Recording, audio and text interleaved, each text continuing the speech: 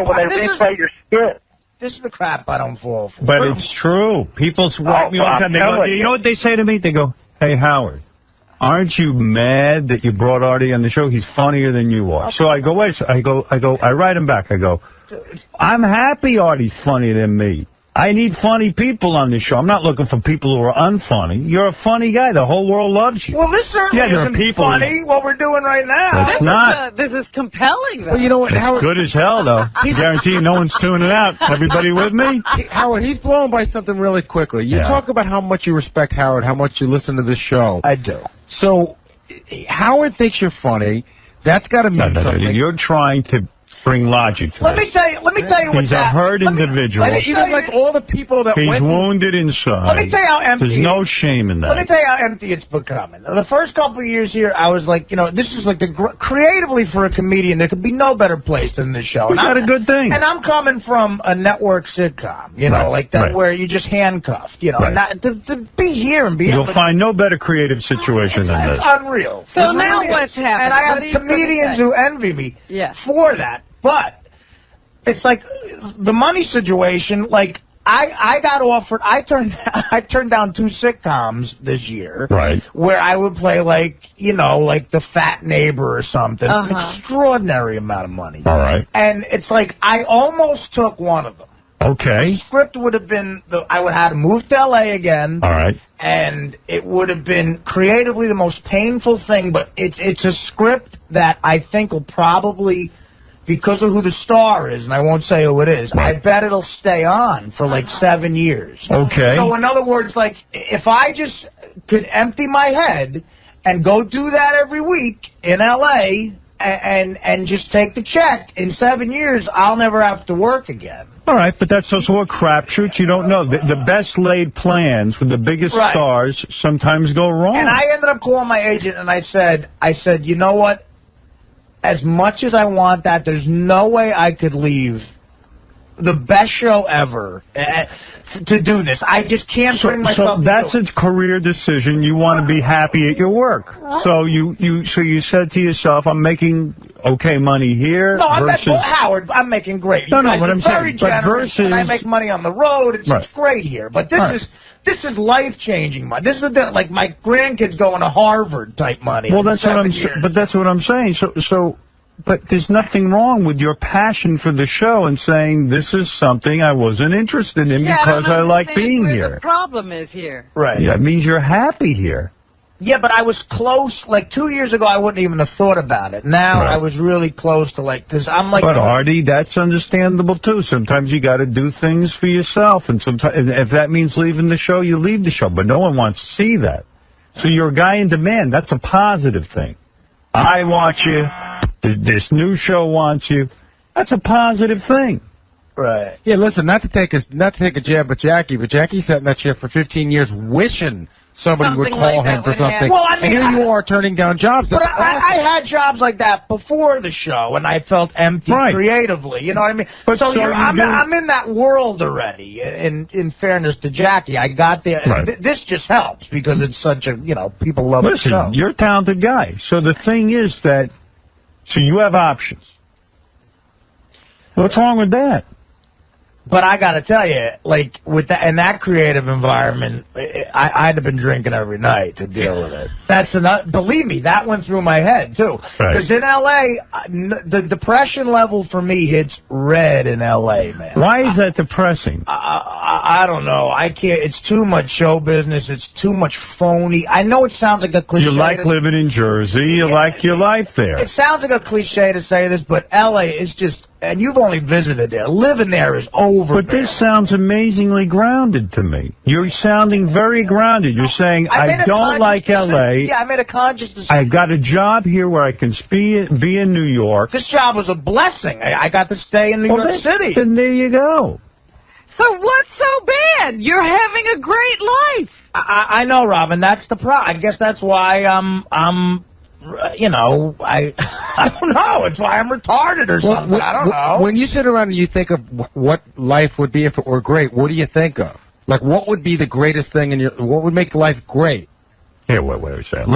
I'll tell you what'll make life great. Hold on, I got something. I don't know. Liz and Christina, you're on the air. Hello? Hey, girls. Yeah, all right. Hi. Hi, Howard. Hi, Artie. Hi. Christine. Hi, Artie.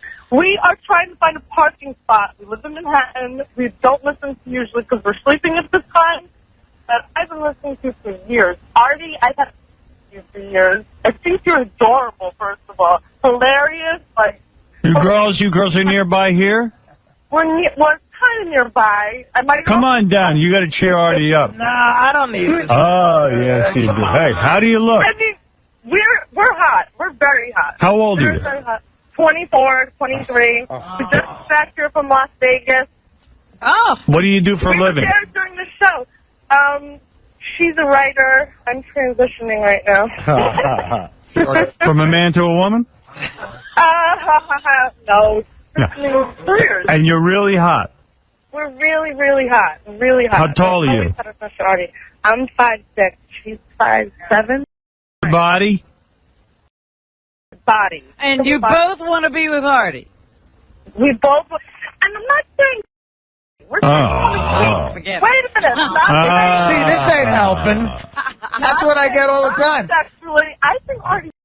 I would love to. Can I? It's a bunch of crap. I'm not next to them.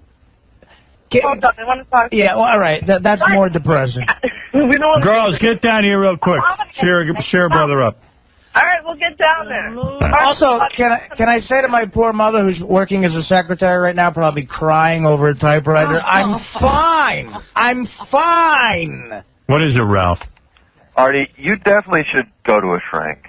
It's just good to have somebody to talk to. I loved it when I went because it sounds like you're having a great life. You got nothing to be bummed out about. I'm not complaining. No, you're not complaining. Yes, you are. You're drinking heavily. You guys, did I But you're drinking heavily. You're drinking heavily. Artie. Admit that. Artie, you said Saturday. Tonight I'm not going to drink. Artie, you said Saturday. I'll be watching a Yankee game. Artie, you said Saturday. You went and saw your cousin or somebody, and then you came home and you watched a movie. And I mean, that sounds great. That's fun. Well, you know the funny thing, Howard? He just doesn't love it. I was thinking that when He doesn't see how great it is. If Artie has a kid, I was smoking pot all weekend watching the Olympics. It was great. Yeah, but if Artie has a kid and gets a lot of commitments, like he says he wants kids, he'll be sitting there going, you know what? I used to come home, get a bottle, a pizza, and I watch the Big Lebowski till 4 in the morning. Oh, he's miserable. Yeah, he's just miserable. Yeah, you got something inside, man. Yeah. I would love to have a kid. I would. Well, first you got to get a woman. But he doesn't want a woman. And keep. He just wants a kid. Oh, just a kid? I would love to pay her to have my kid. Oh. What happened with Dana? She's not around anymore? I screwed that up. Did you? Yeah, I did. Ralph, you call her. He loved it. Yeah, get on your dancing shoes, Sorella. How'd you screw that up, man? Look, I mean, a microcosm of it is the Vegas thing. Yeah. I mean, that 9 minutes of videotape is like, it's like she's got a wait. I was telling her, I said, you know what, you deserve a lot better than that. Your boyfriend is walking into walls on television. It's being beamed all over the hotel. But wait a second. Okay, so it's like, I mean, that's not... Wait, Artie. And she's been with me on the road where I get blind on the road, pass out on the floor of a Sheridan. But you look at the... gotta put my clothes on in there. Wait a second, but what finally happened? Did she say, I don't want to put up with this anymore? Or did you say, I just sort of let her go, you know, like she just, you know. You didn't fight for her. Yeah. Because I didn't know what to do anymore. Everything she was saying was right. Did she give you an ultimatum, though? Did she say, like... No. But she's the type of girl who has an insane amount of options, obviously, you know. Like, I mean, she works at a bar. It's kind of a happening bar. Guys go in there, and I'm sure she probably look at a guy. Well, there's a guy who probably doesn't get blacked out once a week. But, Artie, here's a question of the day. Yeah, but she knew what she was signing up for. You know, thinner and maybe not balding. You talk about that 9 minutes of video from Vegas, right? Yeah. You talk about how upsetting it is. So when you look at it, you go, that's what I am. It's awful. I can't and I can stop doing that. It's very depressing. I can stop doing that. And all right, I got to take a break. Why don't you? I'll get you the name of a shrink. You decide what you want to do. I'm fine. All right. And I think I'm fine. I'm sure Dana would have stayed with you. I don't want to sound like a whiner. You're not. Fine. I did not bring this up. I'm fine. And stop whining, Artie. Exactly. Go over to Ralph's apartment, smoke pot with him. And watch the Olympics. It's fun. Yeah, the shrink clearly worked wonders for Well, Ralph. he's not seeing the shrink anymore. All right, Ralph. He's back to his old habits. That's why I'm naked watching the Olympics. Oh, that's vile. All right, I got to take a break. I'm sorry, Robin. We were supposed to be doing news. Artie brings his problems. Artie is the news. Artie is the news. I'd be having a root beer right now during the third story. It's like, Artie, all those Jersey people just bring you their problems and dump them on you. You got any other hot? Artie. You got any other hot? Hey, Governor McGreevy thinks you're hot. Yeah, all right, we'll be back right after these words. Thank you, Artie. I hate to stir trouble up again. It's like shaking, hornet's nest. But I think Ronnie has surpassed Beetlejuice as the show's best whack-packer. and his recent behavior, it inspired me to do a new top 10 list. I don't know if you saw it. I didn't see it. It's pretty good. But I'm afraid to even tell you about it because it's going to make Ronnie crazy. Well, what is it? Let me hear it. If you want to read it or not, hang up. Okay, ready? Yeah. First one. Ronnie can't work with others. He has no communication. He's easily frustrated when trying to express his thoughts. That's true. Number 2. Ronnie is spoiled. Even in the real world, an employee listens to his employer and gets the job done. If an employee is in the outside world spoke to a boss the way Ronnie speaks to Howard, they would be unemployed immediately. Do you agree? Yeah. Where are we going with this? Okay, all right. Go on. All right, one more. But this is reasons why Ronnie's the best whack-packer. Oh, I see. Ronnie isn't grateful. Judging by past security lapses, Ronnie is not qualified / trained a security official. However, Howard has given Ronnie a gratuitous title to earn a few extra bucks. Yet Ronnie seems to spit in Howard's face almost daily. All right. Ronnie evidently upset by your list. Go ahead, Ronnie. Go number 4. 2 girls want to take their tops off. I'm sorry. What was this? What's that? What did you say? I said I was busy outside with 2 girls that want to take their tops off you. No, I didn't hear the list. Yeah, he's calling in with a list. Of what? Reasons why you're the best whack-packer. Whack-packer? Yeah. Why am I a whack-packer? Want me to read a couple more? All right, read them to Ronnie. Why don't you start from the beginning? Ronnie, just listen. Ronnie, listen. Friggin' Ronnie is a user. I'm a user. Oh, my God. May I finish? Yeah, go ahead. Ronnie is a user. Many of Howard's staffers are offered freebies because of the show. However, Ronnie has abused that perk by taking advantage of Lonnie Hanover's love of the Howard Stern Show. A free drink on the house on occasion is one thing, but drinking the well dry is another. Well written. What do you think of that, Ron? I don't think any of it, because if they didn't want me there, they would tell me not to come. 5 is one of my favorites. Number 5. I became friends with a lot of people there. I mean, Chauncey doesn't know about that because he doesn't have any friends. Number 5. Ronnie He's banned from Scores. He's not allowed in Scores, so, he's jealous. Number 5. Ronnie should be keeping the hallway of the K-Rock studio clear and secure.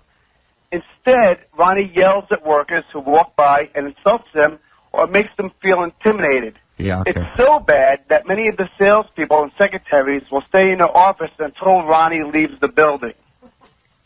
Is that true? Well, the salespeople, the rule is here, technically the salespeople don't belong back here during the show. And Ronnie lets... You don't know that, Chauncey. Number 6. Ronnie openly criticizes Howard during the show from his chair. As bad as that is, it's even worse because Ronnie's plastic chair is 8 feet away from the green room, where guests can hear his every nasty comment. How do you think that makes Howard look? Is that true? No. What did you hear him say? Well, for one thing, Chauncey can't stay in the green room. He's out in the hall trying to observe everything. I do. And this is exactly. And if you were in the green room where you belong with the door closed, you wouldn't hear anything. Howard, I sit in that green room with the other guests, and their eyes, they can't believe what they're hearing sometimes. Yes, Chauncey, of What course. did you hear, Right. Chauncey? What did you hear? What did you hear? You want to When you were in the green room with the door closed with the guests, what did you hear? No, the door's not standing next to me with your stupid smirk on your face. The door's not always closed. The door's open. In fact, even when the door's closed, Ronnie, you yell so loud that when the door's closed, you still can hear you in the green room. Well, what did you hear? What'd you hear? What'd you hear? I don't have specific comments. Yeah. Here we go. Another bullcrap story. Ronnie. Yeah, total bullcrap story. Go ahead. Because I'm not giving you an exact word for. I can paraphrase. Want me to paraphrase? Go ahead, make up stuff like you usually do about Howard. Come on. Go ahead. Number 8. You make up stuff for the show so you can get on the air. I'm sorry. Number 7. Ronnie is unstable and irrational. That's right. I'm very unstable. So you better stay away from me then. That said, I can't imagine Howard putting the life of his children in Ronnie's hands when he drives them to events, etc. I only hope Howard has other drivers taking over this trusted task. Yes, we do. We have other drivers to handle the children. I can't be near children. Number 8. Ronnie is a NASCAR fanatic. That's right. That itself is reason right. for dismissal. Nothing 2 more. Nothing wrong with that. What is your big hobby? Number 9. What is your hobby? Ronnie is a little boy's name, or it can be a woman's name. Which is it, Ronnie? All right. Ronnie is a ridiculous name for a grown man. What about Chauncey? What kind of name is that? You don't like... Yeah, what kind of name is Chauncey? I never heard anybody else but you named Chauncey. There's an NBA You're a moron. player named Chauncey. There's an NBA basketball player. 7-foot black guy. I don't know any grown men named Ronnie. Oh, really? Number 10. Okay. Finally, wherever Casey is, something tells me that Ronnie will soon be his roommate. Ooh, that's a pretty low blow, dude. Oh, man. Sorry, man. Yeah, well. You inspired me, Ronnie. Yeah, come up to the show when Casey's back and make that comment. Yeah. I didn't say where he is. I didn't need to say where he is either. I just said make that comment when Casey comes back. And Ronnie, don't put words in people's mouth. To affect the way I'm treated when I come on the show now. I still want you to be polite. I don't have to treat you. You're not a guest here. You weren't a guest the other day. I'm not a guest. The model, the so-called string bean model with yellow teeth that you brought up here was the guest, not you. When I'm in that studio, I would have rather seen Supersonic Ivy naked than that girl. She looks better. She was sitting in the green room. You're a pig follower. What's your problem? You got no girlfriends. Ronnie, this is what I'm talking about. Your job is not to comment on the guests. Here you go again. You're putting me up against the wall now. You're putting me up against the wall, you fool. I can do anything I want now. You're supposed to sit in your chair and just make sure that tell me what I'm supposed to do. You don't know what I'm supposed to do. Dude, you don't know what I'm supposed to do. I do know. You wish you were doing what I'm doing. That's why you're so upset. I may get your job, Ronnie, because you're going to be away for a little while. Come on. Be my guest. Anyway, Robin is going to try and get into the new limo in her miniskirt. The soap opera continues, I presume, huh? Yes. It's not going to stop. Come on. It's not stopping. It's funny to watch. Why? Do it to yourself. Why are you? Do it to yourself. Shut up, Chauncey, you moron. Why would you let her have to get in the car now before I even... Never mind. What am I wasting my time? We want to do it. So now you're getting... I heard you're getting a new car. Is that right? Go in. So I'm leaning toward getting a new car. So when you get the new car... I'm going to discuss it with you off the air. So when we get the new car, when you get the new car, I should say... Well, you're going to get it. Well, no. When you what do you know? When you get the new car, it's going to take a long time to build, you know? Right. So it's going to be 8-9 weeks. So maybe, because I know you're so unhappy with this one, maybe I should get you another limo guy for the 8 weeks, and I should take a leave of absence. Okay. How's that? If you want to, go ahead. Because I want you to be happy. I didn't ask for a different limo guy, but if Chauncey says you need to go to a hospital. I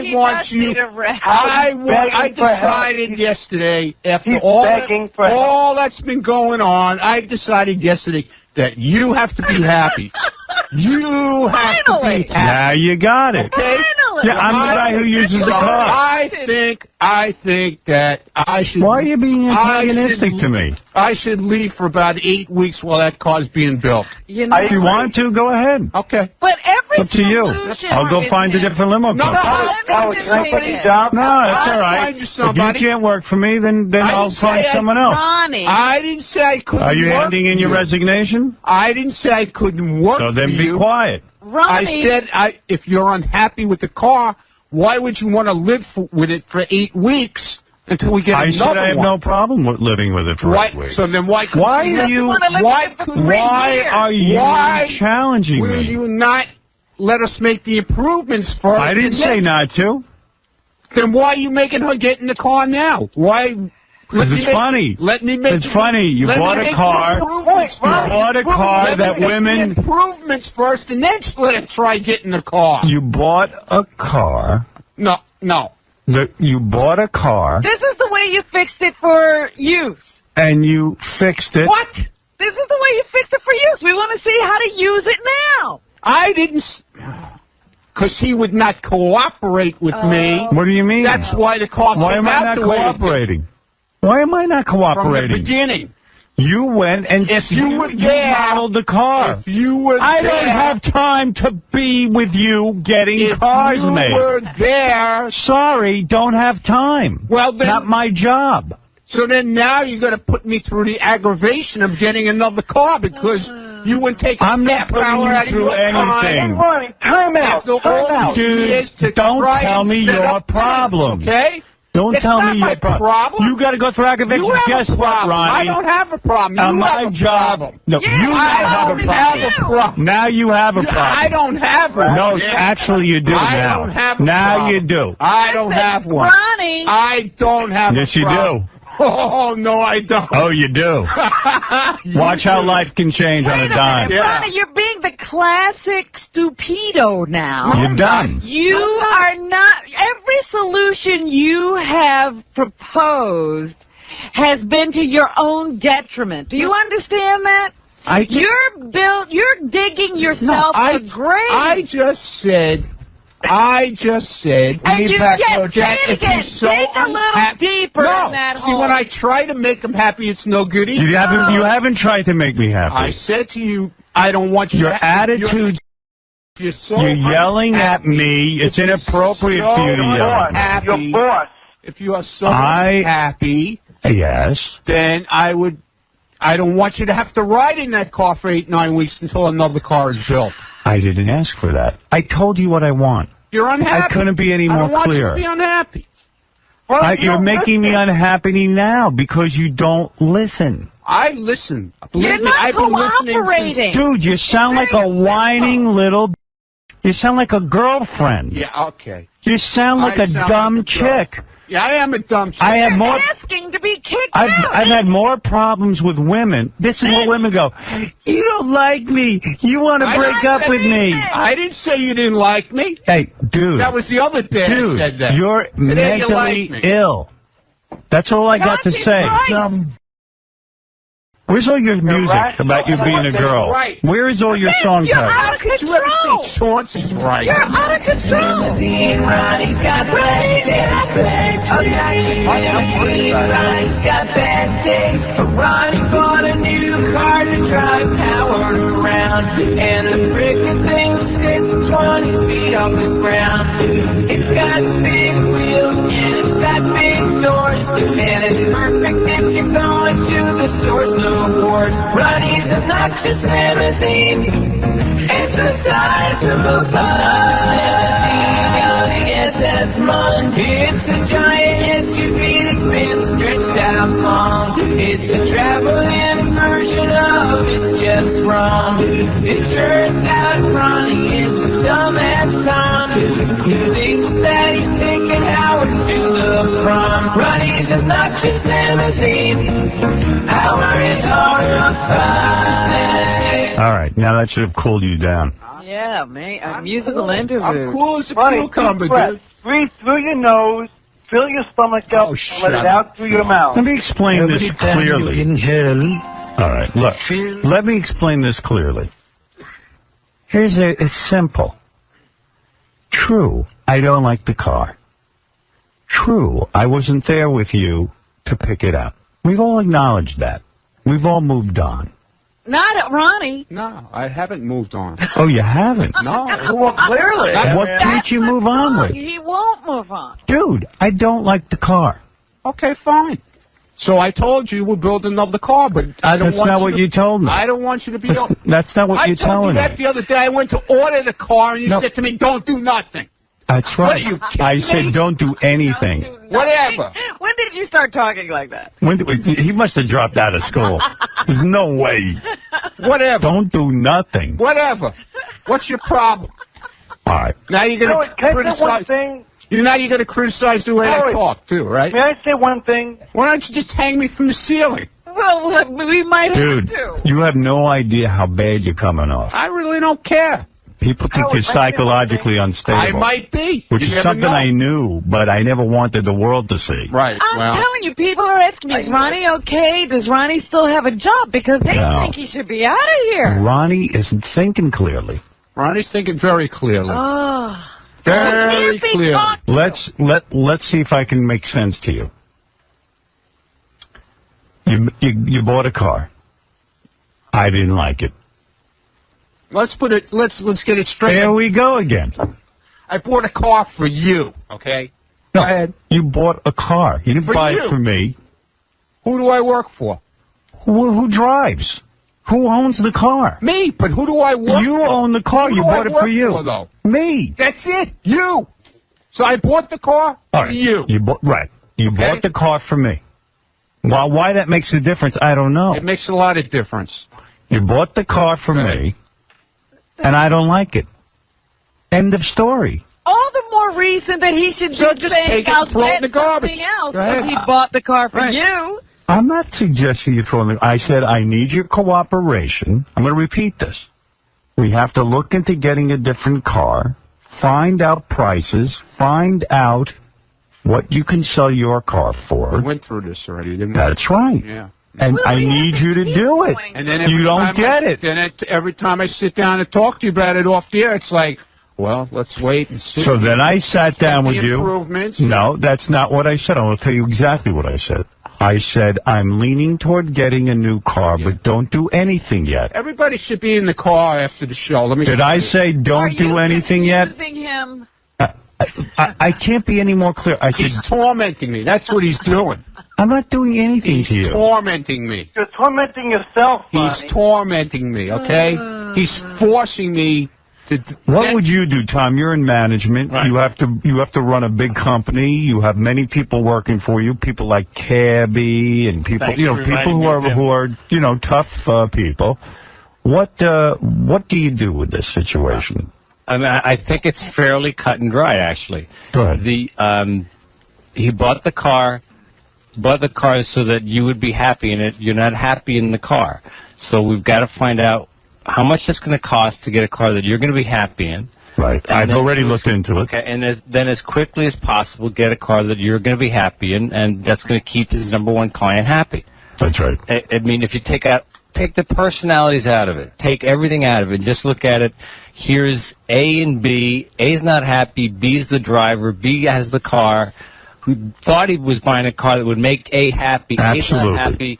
So what's it going to cost to get out of the problem because A doesn't want to be driven around in that car? Wait a minute. A isn't happy and B is the driver. Shut up.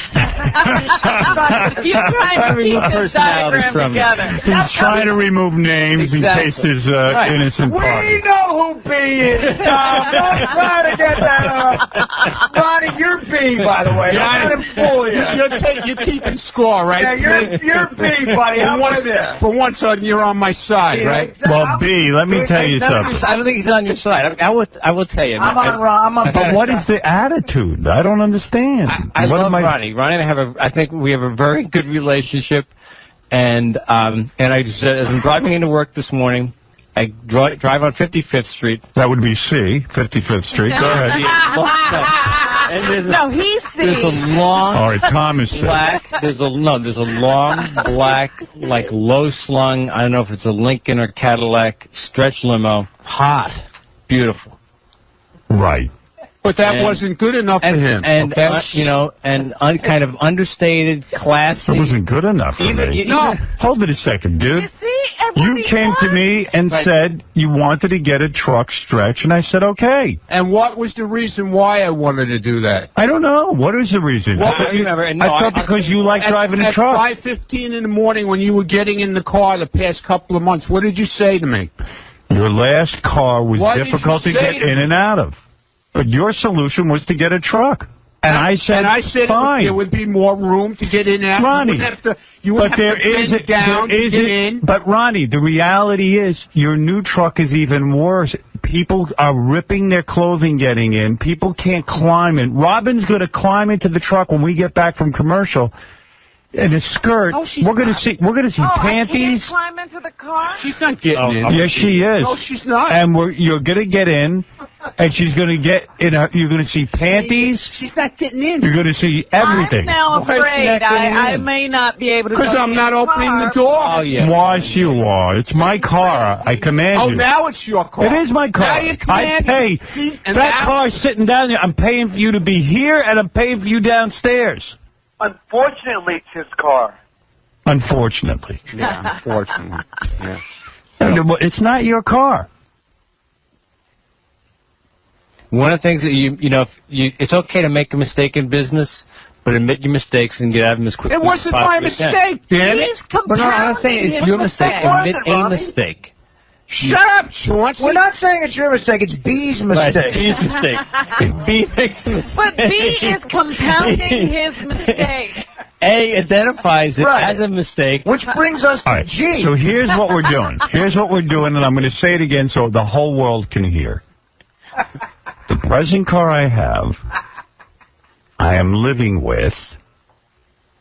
Ronnie wants to make certain changes to it. He's entitled to do that. He wants to make it more comfortable while we have the car. You're pretty much, you're assured if you do not want the car, I will not make any changes to it. Okay.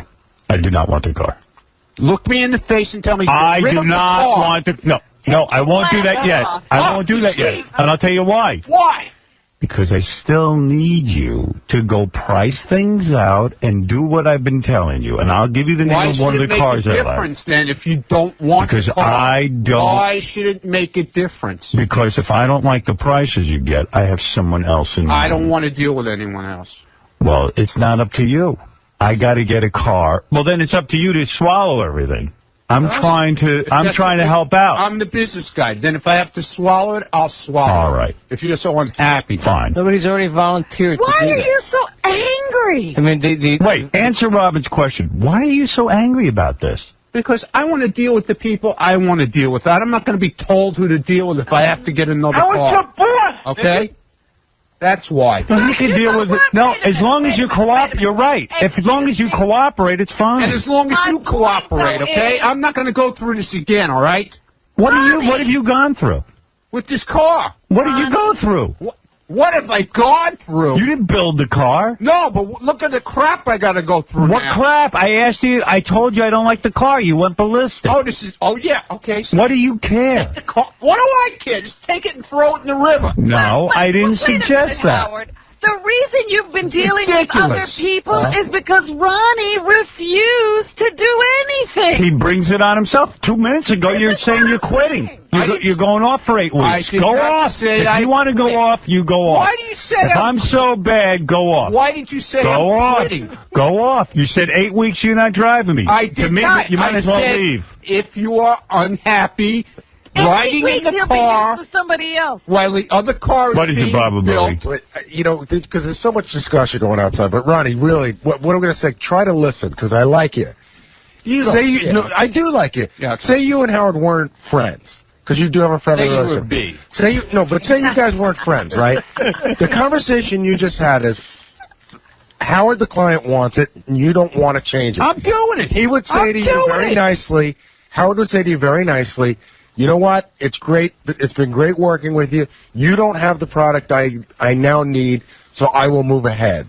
And we're all saying you are literally painting Howard into a corner, almost begging him to do something about it when it doesn't need to happen. I'm not painting him into a corner. But you are. But you are. You're not listening. All I've been trying to point out. You're digging yourself a grave. You're not pleasant to work with. Ronnie, you're not pleasant. Unhappy with the car. Okay? But I don't want him to have to ride in the car he's unhappy with. That's not what I asked for. It's going to take 8-9 weeks to build a car. So that's fine. Give the dude what he wants. Ronnie. Seriously, I mean, he wants something. He's not getting to him, but it takes 8 to 9 weeks to build it. Dude, I don't want him to be unhappy riding in the car. I don't want him sitting on the floor. Dude, look at me. Okay? I'm going to say this to you one last time. Ride in the car, he'll be more comfortable in until we get another one. That's what I'm saying. You're being angry, belligerent. Why is that wrong? I'll tell you why it's wrong. Yeah, why? You're angry. Why is that wrong? You're not listening. You're not you got to listening. stop talking for a second. You're angry. You're belligerent. You're difficult to work with. So coming up with a solution that makes sense. It's been so difficult for 19 years. Go ahead. Still talking. Stop talking. Shut up, Chauncey. Coming up with a solution with you. I guess you hang up on Chauncey because he's only going to aggravate. No, he loves doing it. No, this is more to torment me. Coming up. Yeah, don't hang up, Chauncey. Stay there. Coming up with a solution with you is very difficult because it's uncomfortable talking to you. Right. Mm-hmm. And wait, all of your suggestions are, well, do it yourself.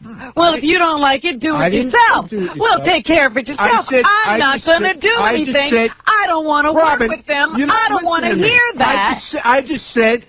You're difficult to work with. That's what you're doing. I just said I'll build another car, okay? And you said you take off 8 weeks. The guy his friend, whoever is... Dude, you've made a bunch of different... You've made a bunch of different statements. You're all over the place. No, I'm not all over the place. We went through it. All I've said to you is, I'm not happy with the car. Good. We'll get rid of it. Okay? Howard, what color would you like? Black, silver, or gray? Can I just make one closing statement? You won't answer me that either. I'm going to walk out of here. This is something you really need to think about. Seriously, Ronnie. This came up on Monday, and today's Friday. No, it came up on Friday. No, okay, and today's Friday, and it's just too long. It's just too long to be spending on Friday, okay? It's been hours of entertainment, though. Yeah. But it's just too long to be spending on. Friday it started. Right, but it's been a week. That guy. That's right. It came up before we went to sports. Whatever his name is. It's been a week. If it wasn't so sad, it'd be funny. Yes, Bob. Yes, Bob. Howard, let me tell you something. I'm a driver here in New York. If as a customer, you are always right. I can't even imagine that you've been talking to this guy for a week like this, and the way he talks back to me, he's still there. Look, I like the guy very much, but he is difficult to work with. I could understand liking somebody, but then there comes a point where things are just wrong. If I dial a limo and you don't like it, what I would say is, I'm sorry, Howard. I'll get a new one this Yeah, he doesn't even have to apologize. It's nobody's fault. It's not a bad thing. But even I'd be a little upset because the customer is always right, and I'd say, I'm sorry, Howard. I said to Ronnie, I don't know if this is going to work out. You know, people are ripping their clothes. I know my parents are getting in it this weekend. We're getting together. Oh, yeah? Maybe we shouldn't do that. I can't imagine. No, I want them to get in it.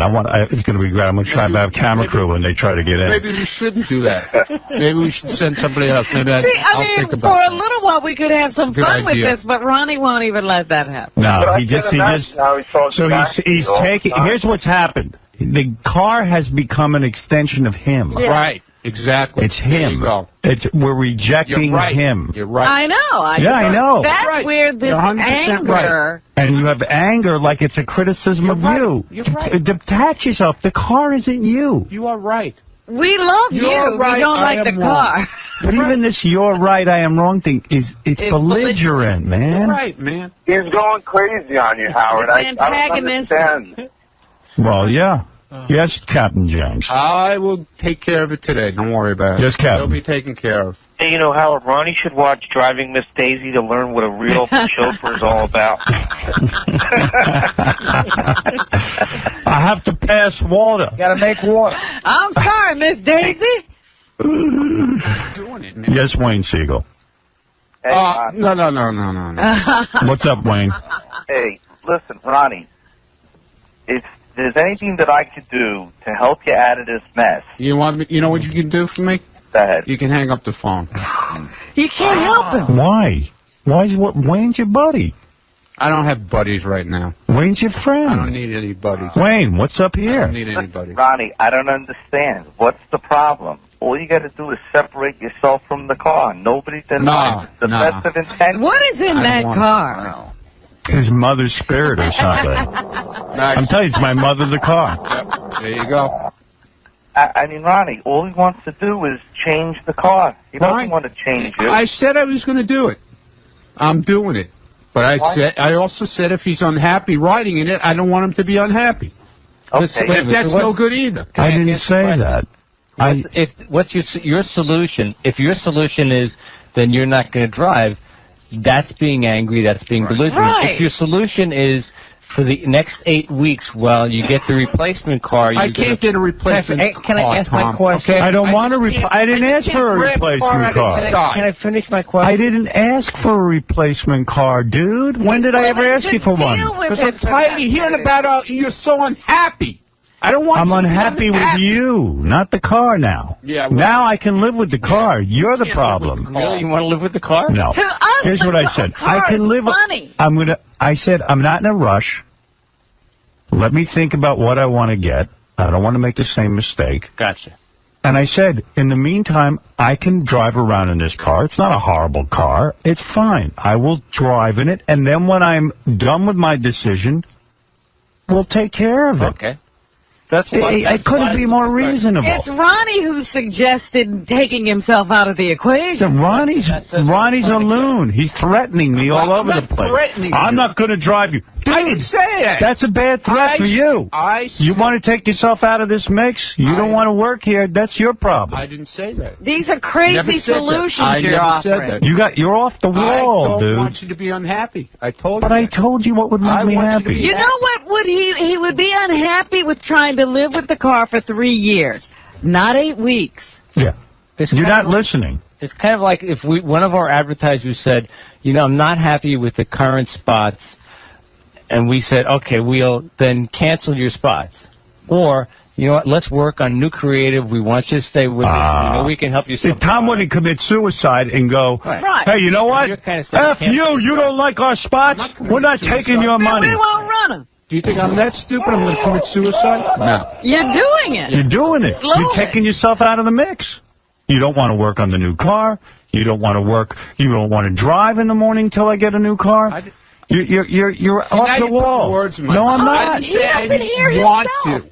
I didn't say I didn't want to. That's what you said. You're making suggestions that are off the wall. You're not a businessman. If you're not happy, I want to make you happy. But it's not. It's not. You're not making me happy. No, you're not. I want you to be comfortable. If you're not comfortable, but you're not listening. I came up with this solution. What is your? I said when I'm ready to discuss the new car with you, I will, and then I will continue to be in this car till the new car is ready. And would you like me to make the improvements in the car until the new car is ready? That's up to you. No, answer me. No, you don't have to bother. Okay, fine. Fine. Ronnie, if he's going to drive in the car, it's done. The car is ready. Wayne, all right, it's time to hang up. Goodbye. Have a nice afternoon. What did you want to say, Wayne? I'm not going to be rude to you. I was going to say, if Howard's willing to drive in the car until the new car is ready, well, then the decision's been made. And if Howard needs to sit with you to discuss whatever it is about the car, if 8 weeks is 12 weeks or 15 weeks, it's Howard's choice. If it's 12 months, Howard's made the decision to hang out. What's the problem? No problem. Have a nice day. You need Wayne to just work outside. We have girls that want to take the tops off for you. Get it together, man.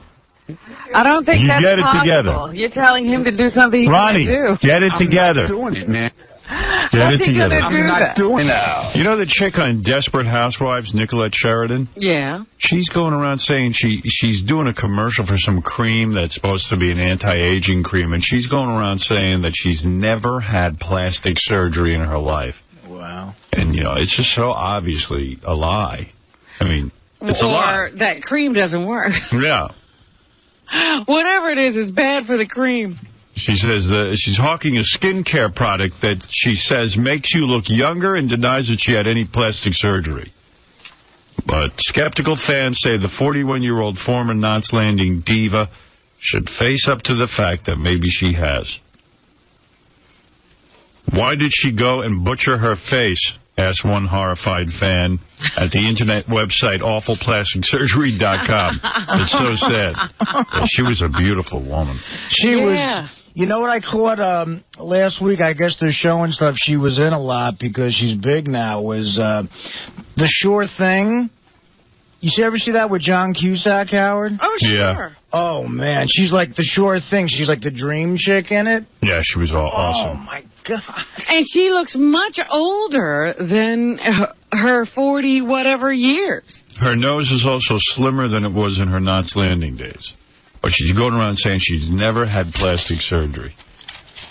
That's funny, you know. We were talking about, you know, that commercial, and the first time you saw me on the commercial. Right. Gary comes in, he tells a story. I remember when I was at NBC, I had to do, I'm just getting back to what we were talking about before the commercial. We were, here's Gary. We were doing this promotion, Milford, Connecticut. Oh, yeah, I remember that. I was miserable how to go there. But Gary had some woman that he knew.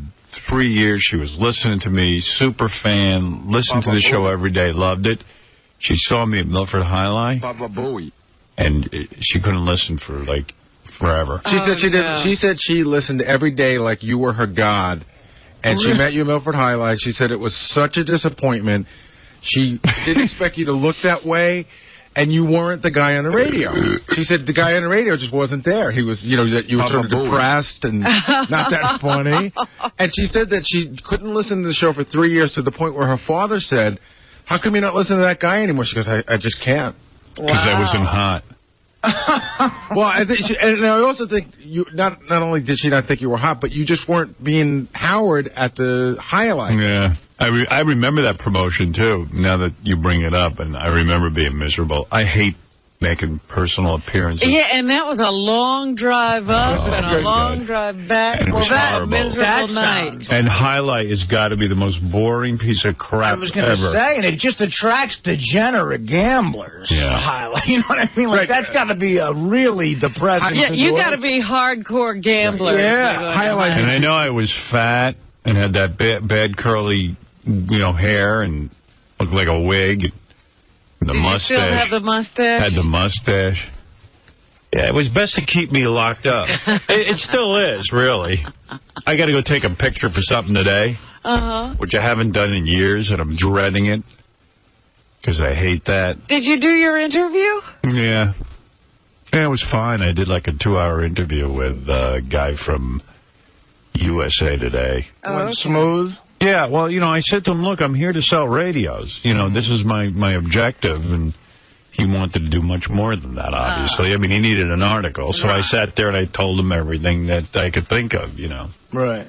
About, we went into my divorce, we went into my my relationship with my kids, we went into, you know, everything. Wow. Oh, that'll be interesting reading. Can't wait for this article. It's everything I've told you on here. Well, pretty much, I think. It always looks different in print. Yeah. Print guys have a way of burning you. Yeah. No, this guy was cool, though. I mean, I've said that before and gotten burned. But right, yeah, you haven't seen the article yet. That's true. Judgment. I hope he doesn't. What's the guy's name? Can you say it? Or? Nah, I'd rather. I mean, I don't know that he wants his name said. Right. He's not going to put it on the article? Probably not. Yeah, it's like the biggest scoop in journalism nowadays. He's a nice guy. I've talked to him before, actually. Oh, okay. I'll wait to read the article, then I'll give him a plug. There you go. Oh, okay. I get it. Yeah. I hear you. I'm actually not putting it on because why should I unless it's a good article. Right. Good move. Yeah. So, I said, I'm going to do a picture. I'll pose with a bunch of radios because that's what I'm doing. And what could be more obvious than that? He was like, no, you should pose with your dog or pose with, you know, we want it more personal. I said, listen, I'm doing, the only reason I'm doing articles is to sell radios. Yeah. Otherwise, I wouldn't even be here. I'm not here for you. Yeah. I mean, I ain't looking to be, you know, interviewed. But yeah, I did that. Did you have to get introspective when you're answering these questions? I try to be. I mean, I try to be honest, always, in an interview. Because I think those are the most interesting interviews. When a guy sits that's why I say I want to read it. Yeah, when a guy sits there and tries to be funny, I think. But, yeah. No, you know, I was thinking of doing some other interviews on TV. But I don't know. I told my agent over the weekend, I called him, I said, I don't think I want to do this stuff. It's just painful. I mean, it's just horrible. I mean, to sit there and talk about yourself. I know, it's really stupid when you have to talk about yourself. Yeah, I mean, I do that all day here. But it's worse on somebody else's show. Yeah. For some reason. Well, I was thinking of doing the Today Show. That's the one on in the morning. I understand that. Yeah. Like I'd tape something maybe with Katie Couric. I'd take a look at her. See if she hit the wall. Yeah. Or the other guy, Matt Lauer, one of those two. See if he hit the wall. And then I was thinking of... But then, you know, it's just like a whole thing. The day's short enough. Takes up time. Takes up a lot of time. Hey, so someone told me... Well, okay. Ross Zapin told Gary... I was going to say, Ross Zapin said what? Ross was... My friend Ross... Me. Well, he didn't tell me. He told Gary. Ross said he was walking down the street on, I guess, Friday. No, it was the middle of the week. Okay, middle of the week. Again, I didn't speak to Ross about this. He said he was walking down the street, and he sees Robin out on the street with a camera crew handing out something about the Master Cleanser, that horrible starvation diet she's on. It worked. Horrible starvation. And I said, well... The thing that gave me back my health. Oh, please. Oh, please, nothing. Oh, giver of life. That's right. You know what? It's not worth living. You got to drink that crap. I tried it. Okay. I can't even get my mouth near it. Did you try it? Oh, my God. Who made it for you? Ralph. Oh, Ralph doesn't know how to make it. Ralph never made it properly in his life. He makes it all the time. And he uses the wrong syrup. He uses everything wrong. It was horrible. He uses real lemon, not lemon. What's the difference between real lemon and lemon? Real lemon is imitation lemon juice. Yeah. Oh, I know what I forgot. The chocolate syrup and milk. Yeah. That makes it taste good. I don't know, man. I ain't drinking that. I got to eat something. You don't have to drink it. Like I said, I was dying. Now I'm fine. Hey, so what were you doing? Was this for your TV show? Yeah, no, it's not for the show. I told you we're putting together this marketing package for that convention, and we were just out there doing some little bit.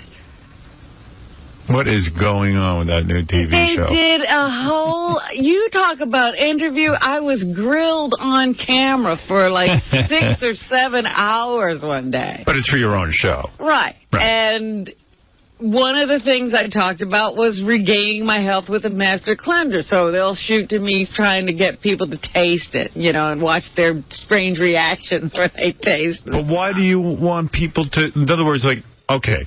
You talk about the Master Cleanser. Robin's putting together this piece for the National Association of Television something or other. Where she's going to go and try and sell her show to all these different markets. Right, which sounds like a very stressful thing to do. But okay, but wait a second. So they interview her because they're putting together a promotional package. And she talks about the Master Cleanser. Fine. While she's talking the Master Cleanser, they're going to have her out on the street trying to get people to drink it? What does she care if they drink it? You don't care. I know you don't care. I don't care if they drink it. So what's the point? It's just a stupid bit to get interaction with people. All right, like, so it's a bit for the show. But shouldn't the bit be, I don't care if anybody drinks it? No, I'm interested to see what people look like after they taste it for the first time. And what did they think? A lot of people liked it. Hand out money. You want to stop me? You know what everyone in the office... Why not go out on the street and let people feel you up? Oh, that's what they want. Would you like to feel me up? I'm desperately trying to get this show off the ground. There's a show. Come here, you Fill me up. That ain't that desperate. Mr. Commuter, come over. Grab a little cup. Yes. Everybody in the office was laughing the other day because Robin was shooting what her day is like here. I didn't know. When was that? No. They just wanted some B-roll. It was talking to people in the hall. So it was funny because a lot of the guys commented Robin spoke to her news intern. But she hasn't spoken to yet, ever? It was just funny. It just didn't seem like the conversation they have every day. Hello, what's your name? They're out the hallway for like 10 minutes and she's going, Erica's going, and I have this story, I have that. Robin's like, I'll consider putting that as a lead story. And everyone was just laughing. It was just funny. They even made me talk to Scott. Yeah. I never do. Yeah, right. Did I do something wrong? Now, can I ask you a question, Robin? An honest question? Robin never talks to me. An honest question. What are the other questions you asked? Before you spoke to your news intern the other day, did you know her name? Yes. You knew it. Yes, you told it to me when she first got here. Hello, Betsy. Right. I mean, Patricia. So you're standing. So for the setup, you're standing in the hall talking to your news intern. This is Gange's. Gange they keep asking Gange for B-roll of me around here. Right. And Gange's like, well, let's stage something. Go talk to your intern about the news. Talk to Scott. Do you know you have 2 news interns? I know that 2 different people hand me. Now you're going to... There's my primary and my backup. What are all the interns' names? They're all your interns. What are your 2 news interns' names? I know Erica. And what about the other one? And I'm telling you, she knows Erica from the other day. I do. I know Erica from the first week you had me. You put me on the spot then. Is your other news intern here right now? Madam X? No. I haven't seen who's here today yet. Who else is in the back office, you? I have no idea. So wait a second. So they got you on camera, and you had to talk to the news intern. Right. And so what do you... Hello? No, we just stood there and went through some articles. She's like, Robin's like, what do you have for me today? No, Erica, that's illusion. It's not even for the sound. It's just for the look of standing there talking to somebody. I have Bernie Carrick with Judith Regan. Ooh, this is a nice juicy item. We'll put that first. But it's funny because I did hear Robin go, that's a good one. That's a good one. That's a good one. And then there's the dog who bit the nude man. We'll put that as a teaser later on. Robin Quiver's day begins in a session with her news intern. That's not what's going to happen. I'll use that as my lead story. Later on in the day, she hands out Master Cleanser to the masses. Come here, masses! Taste of the good life! Now it's time to relax. She goes home to her estate. One of 2. To her recombier. One of 2. To her recombier. Whatever that thing. Recamier. To her recamier. Recambier. As I look out the back lawn and spy my 2 swimming pools. All covered for the winter. The ones I can't swim in. I can swim. I took lessons. Okay. Here, Robin takes a swimming lesson. Remember Robbie, the swimming teacher? Yeah. Right. Are you a hot for? Or Bobby, whatever we call Bobby. Bobby! Bobby, come here in your Speedo. Immediately. Too sweet. Oh, good for you, Robin. Congratulations on that. On your... I want to see it when it's done. Yeah, I'll be doing a photo session today. Look at you. With this new show. While you're being shot, I'll be shot. Yeah, they should shoot both of us. I know. With a loaded pistol. Oh, man. Do you get Mr. X in there? No. No, you didn't want to be on? No. A shirtless Mr. X? He never came up. Nobody asked about it. His muscles glistening in the sun. Plowing your fields. But they flew Jimmy up here and interviewed him. Oh, yeah. Nice. Went to Rochester to interview Leah. Look at you. Triumphant, finally. Triumphant.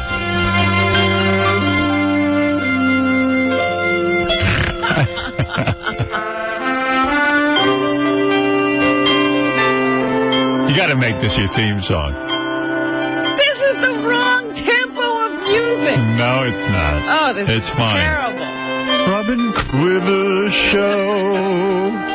I would go to sleep if this. That's my cue to go to nap. Are you going to dance like Ellen DeGeneres? Yes, definitely. It's a great What happens when Howard Stern's staff asks him the questions they've always wanted answered?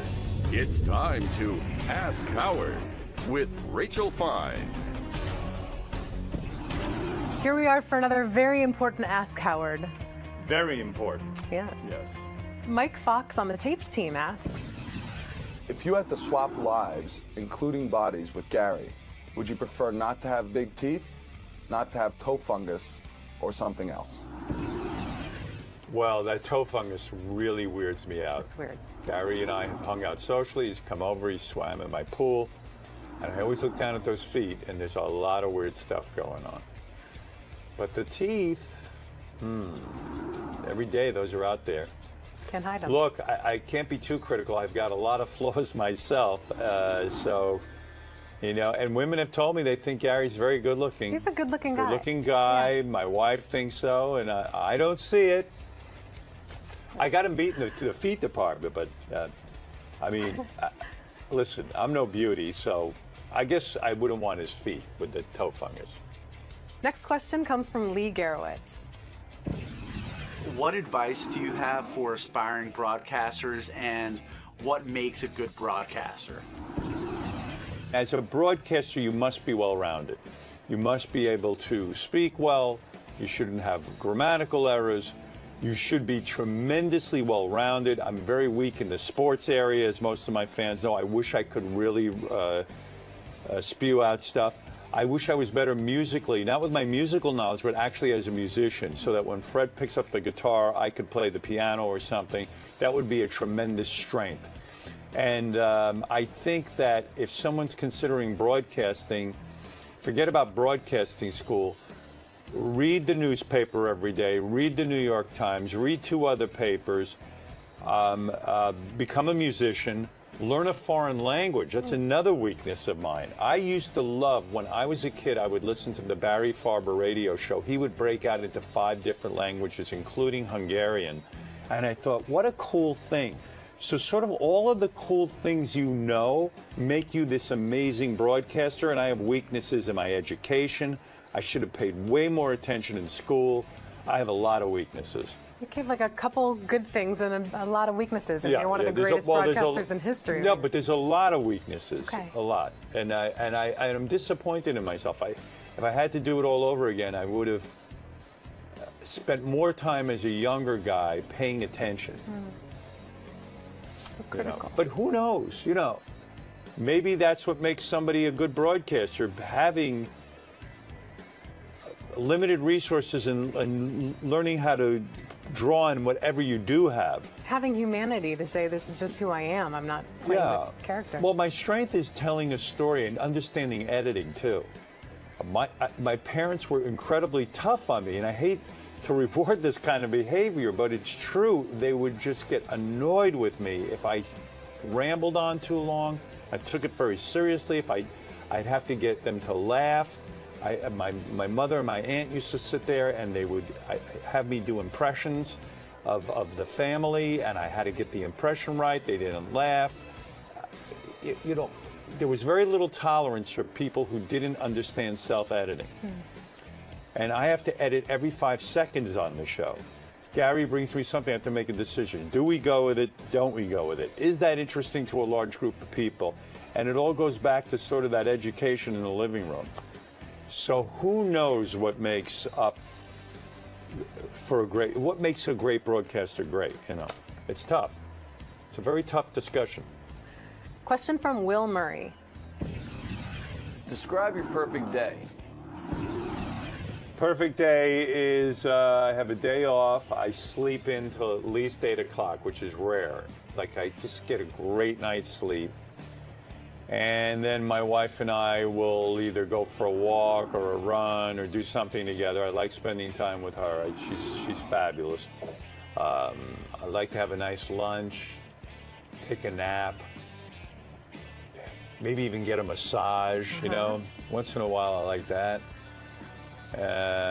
Go out to dinner with my wife. I like that. maybe do some photography or something like that. That relaxes me, or either gets me crazy. Everything gets me crazy. Something like that, a really relaxing day. I don't like to go anywhere. I don't want to be anywhere in a foreign country. Just want to be home, chilling out, watch a few good movies or TV. That's it for me. They're very simple needs. That was terrific. I learned a lot about you today. Yes, it was terrific. You're absolutely right. I like that you like these. Yes.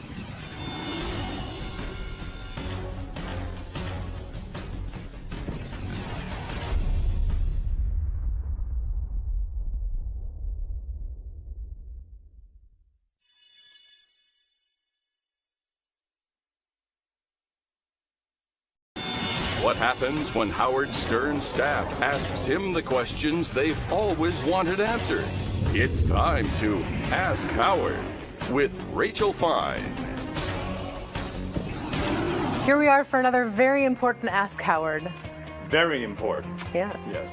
Mike Fox on the tapes team asks, if you had to swap lives, including bodies, with Gary, would you prefer not to have big teeth, not to have toe fungus, or something else? Well, that toe fungus really weirds me out. It's weird. Gary and I have hung out socially. He's come over, he swam in my pool, and I always look down at those feet, and there's a lot of weird stuff going on. But the teeth, every day those are out there. Can't hide them. Look, I can't be too critical. I've got a lot of flaws myself, so... You know, and women have told me they think Gary's very good-looking. He's a good-looking guy. Good-looking guy. Yeah. My wife thinks so, and I don't see it. I got him beat in the feet department, but, I mean, listen, I'm no beauty, so I guess I wouldn't want his feet with the toe fungus. Next question comes from 𝗦𝗵cie𝗄𝗿𝗍. What advice do you have for aspiring broadcasters, and what makes a good broadcaster? As a broadcaster, you must be well-rounded. You must be able to speak well. You shouldn't have grammatical errors.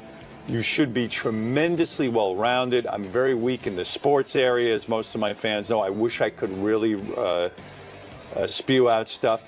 I wish I was better musically, not with my musical knowledge, but actually as a musician, so that when Fred picks up the guitar, I could play the piano or something. That would be a tremendous strength. And I think that if someone's considering broadcasting, forget about broadcasting school. Read the newspaper every day. Read the New York Times. Read 2 other papers. Become a musician. Learn a foreign language. That's another weakness of mine. I used to love, when I was a kid, I would listen to the Barry Farber radio show. He would break out into 5 different languages, including Hungarian. And I thought, what a cool thing. So sort of all of the cool things you know make you this amazing broadcaster, and I have weaknesses in my education. I should have paid way more attention in school. I have a lot of weaknesses. You gave like a couple good things and a lot of weaknesses, and you're one of the greatest broadcasters in history. No, but there's a lot of weaknesses, okay. A lot. And I'm disappointed in myself. If I had to do it all over again, I would have spent more time as a younger guy paying attention. So critical. You know? But who knows? You know, maybe that's what makes somebody a good broadcaster, having limited resources and learning how to draw on whatever you do have. Having humanity to say, this is just who I am. I'm not playing this character. Well, my strength is telling a story and understanding editing, too. My parents were incredibly tough on me, and I hate to reward this kind of behavior, but it's true. They would just get annoyed with me if I rambled on too long. I took it very seriously. I'd have to get them to laugh.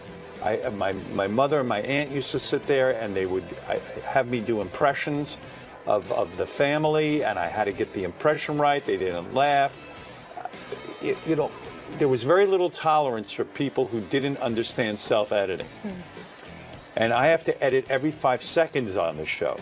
If Gary brings me something, I have to make a decision. Do we go with it? Don't we go with it? Is that interesting to a large group of people? And it all goes back to sort of that education in the living room. So who knows what makes what makes a great broadcaster great, you know? It's tough. It's a very tough discussion. Question from Will Murray. Describe your perfect day. Perfect day is I have a day off. I sleep in till at least 8 o'clock, which is rare. Like, I just get a great night's sleep. And then my wife and I will either go for a walk or a run or do something together. I like spending time with her. She's fabulous. I like to have a nice lunch, take a nap, maybe even get a massage, you know. Once in a while, I like that. Go out to dinner with my wife. I like that. Maybe do some photography or something like that. That relaxes me, or either gets me crazy. Everything gets me crazy. Something like that. A really relaxing day. I don't like to go anywhere. I don't want to be anywhere in a foreign country. Just want to be home, chilling out, watch a few good movies or TV. That's it for me. They're very simple needs. That was terrific. I learned a lot about you today. Yes, it was terrific. You're absolutely right. I like that you like these. Yes.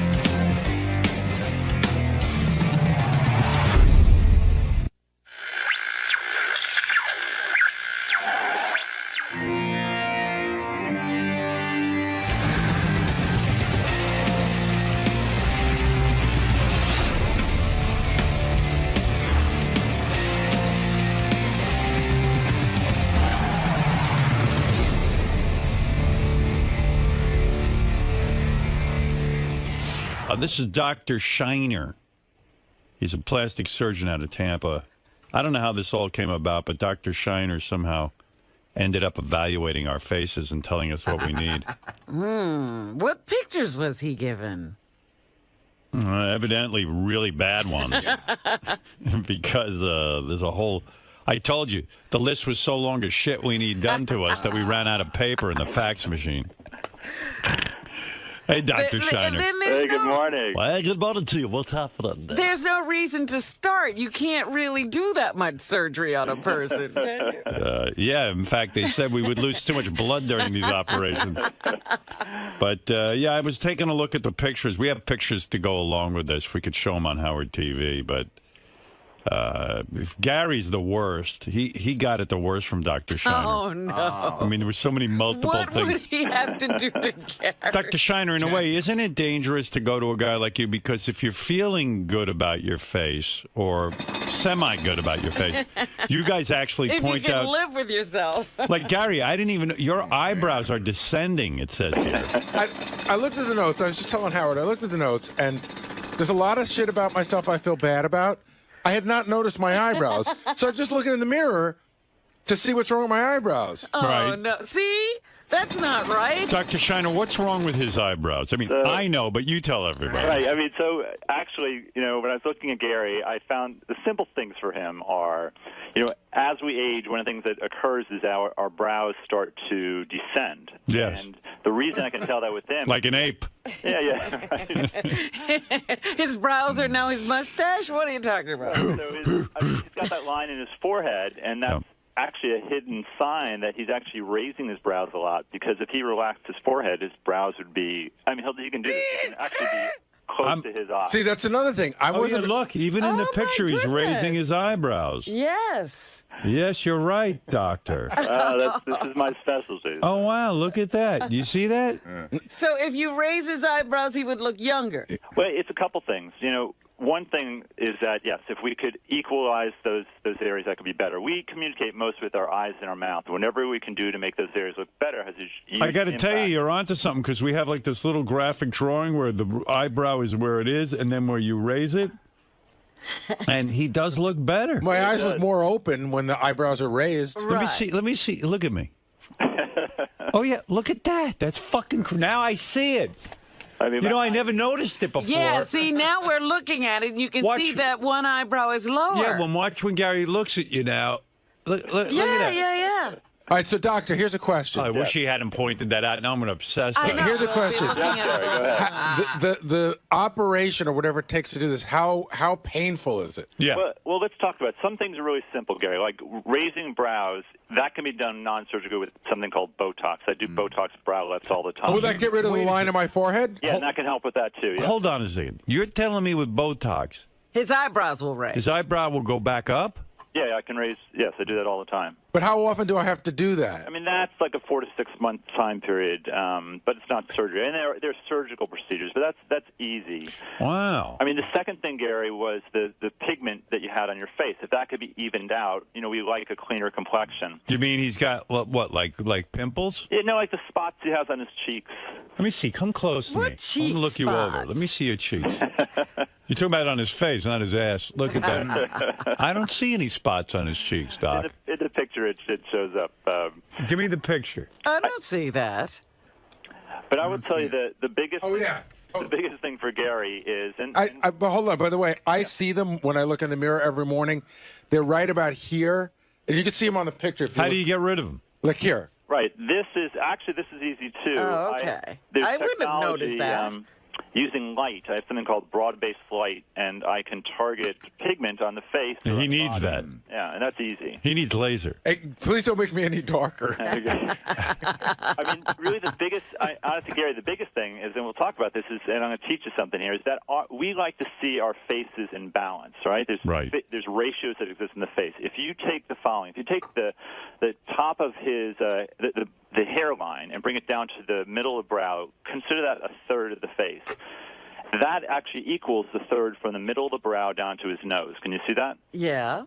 If you then take that third and try and bring it down to the jaw, do you see how it doesn't match anymore? The lower jaw is bigger than that third. Right. Yeah. All right, look, we're obviously dealing with a horrible candidate here because, I mean, how expensive is it to Botox that eyebrow up? I got to get that eyebrow of his up now. That's cheap. Not a big deal. That is not a big deal. Give me a ballpark.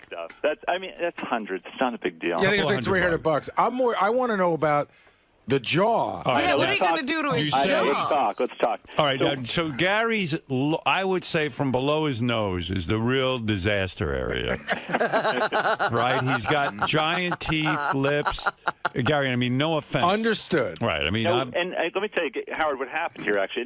Gary, this is just the way you were born, okay? You're at the top part of your jaw. You don't think that was from an accident? You say he was born like that. Is that the top part of your jaw grew larger than other parts of your face. And it's actually called something called a long face syndrome. And in other words... Why the long face, Gary? Me and Mr. Ed. It's also known as something called a gummy smile. Yes, he's got... it's a... How could he have a gummy smile with all those teeth? Doctor. Yes. You're so right. It distracts me every morning as he's doing the show rundown. You can see his gums? Absolutely. Where have you been?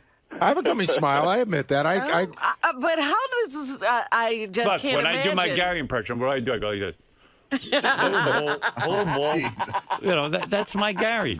So insulting. I didn't mean it as an insult. If I did, I apologize.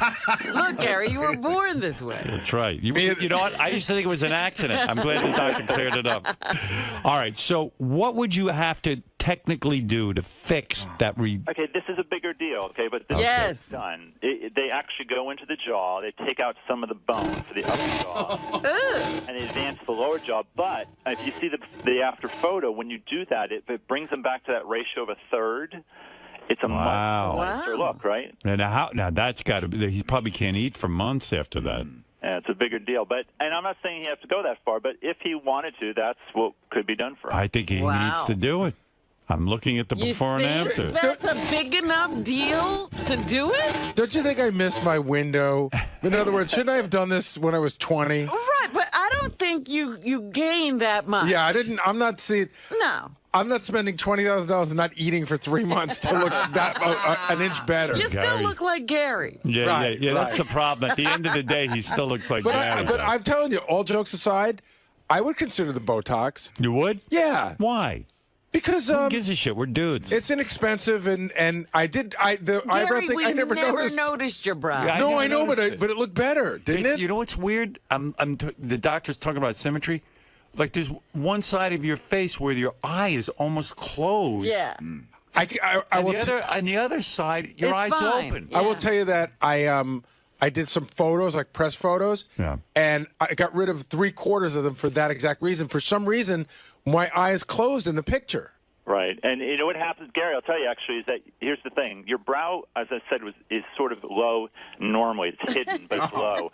When you raise your brows all the time, that's great. You try and smile and keep your forehead raised. No, it doesn't work. I mean, when you smile, your whole face relaxes, so that hidden brow droop becomes more apparent when you smile. Now, doctor, you also say that Gary's particular problem was identified in early man. that Gary might actually, Gary's sixth toe and lowered eyebrow indicates something.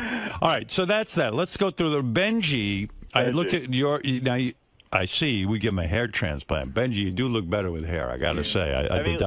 Howard, let's talk about it again. Remember thirds we're talking about. Now, his is in the reverse. Go from the bottom of his chin up to the base of the nose. That's a third. Yeah. Go from the bottom of the nose up to the middle of the brow. That's a third. Go up from there, and it's much larger, right? Right. So if we could lower the hairline and give him make that a third, that helps. Oh, that did help. Come on. That does help. That hair doesn't help. You got to get good hair. Well, that's all he's got. But the balance makes better. And then the other thing I recommend for his chin, liposuction along the chin, and then the same broad-based light to clear out the pinkness on his face. Have you ever seen a guy with a blotchier complexion? Look at him. You go back to the before picture. Whoa! What? Look at around his nostrils. You got the deep red thing, like it looks like a forest of red. There are conditions like rosacea that can cause that, and anyway, it's treatable. What is that? Is he nervous? He sweats a lot. Yeah. All right, so that's what you do for. Well, listen. See, again, he still looks like Benji. I think he looks like a better version of him. Actually, I think he looks like his younger brother, right? Right. Yeah, I like that. Yeah, he'd be the handsome brother. Yeah, he'd be the brother, but he doesn't look too bad. By the way, all these pictures are up on howardstern.com. If you go there, you'll see what Dr. Shiner's going to do to Benji, what he's going to do to Gary. Fred, does Fred need a lot of work? He's so handsome. All I can think about is giving him anal. Fred is our silver fox. He's a silver fox to me. My kid's got to go to college. I'm not buying any of this, Doc. Let's see. It says here Fred needs he has heavy eyelids and drooping eyebrow. He does. There's nothing I can do about that. Yes, they can. I've always had those eyes.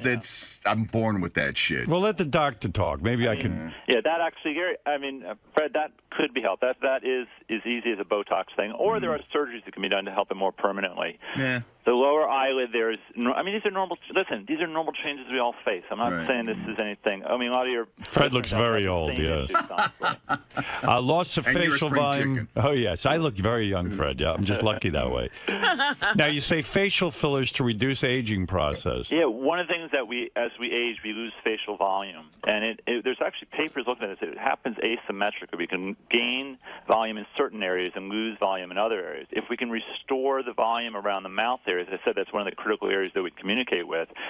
I think it's really powerful for Fred, and the way it turns that image. I mean, I think it looks like a much better version of himself. Well, like Liberace and Boober, I might just send him in for a little work so he can look a little more like me.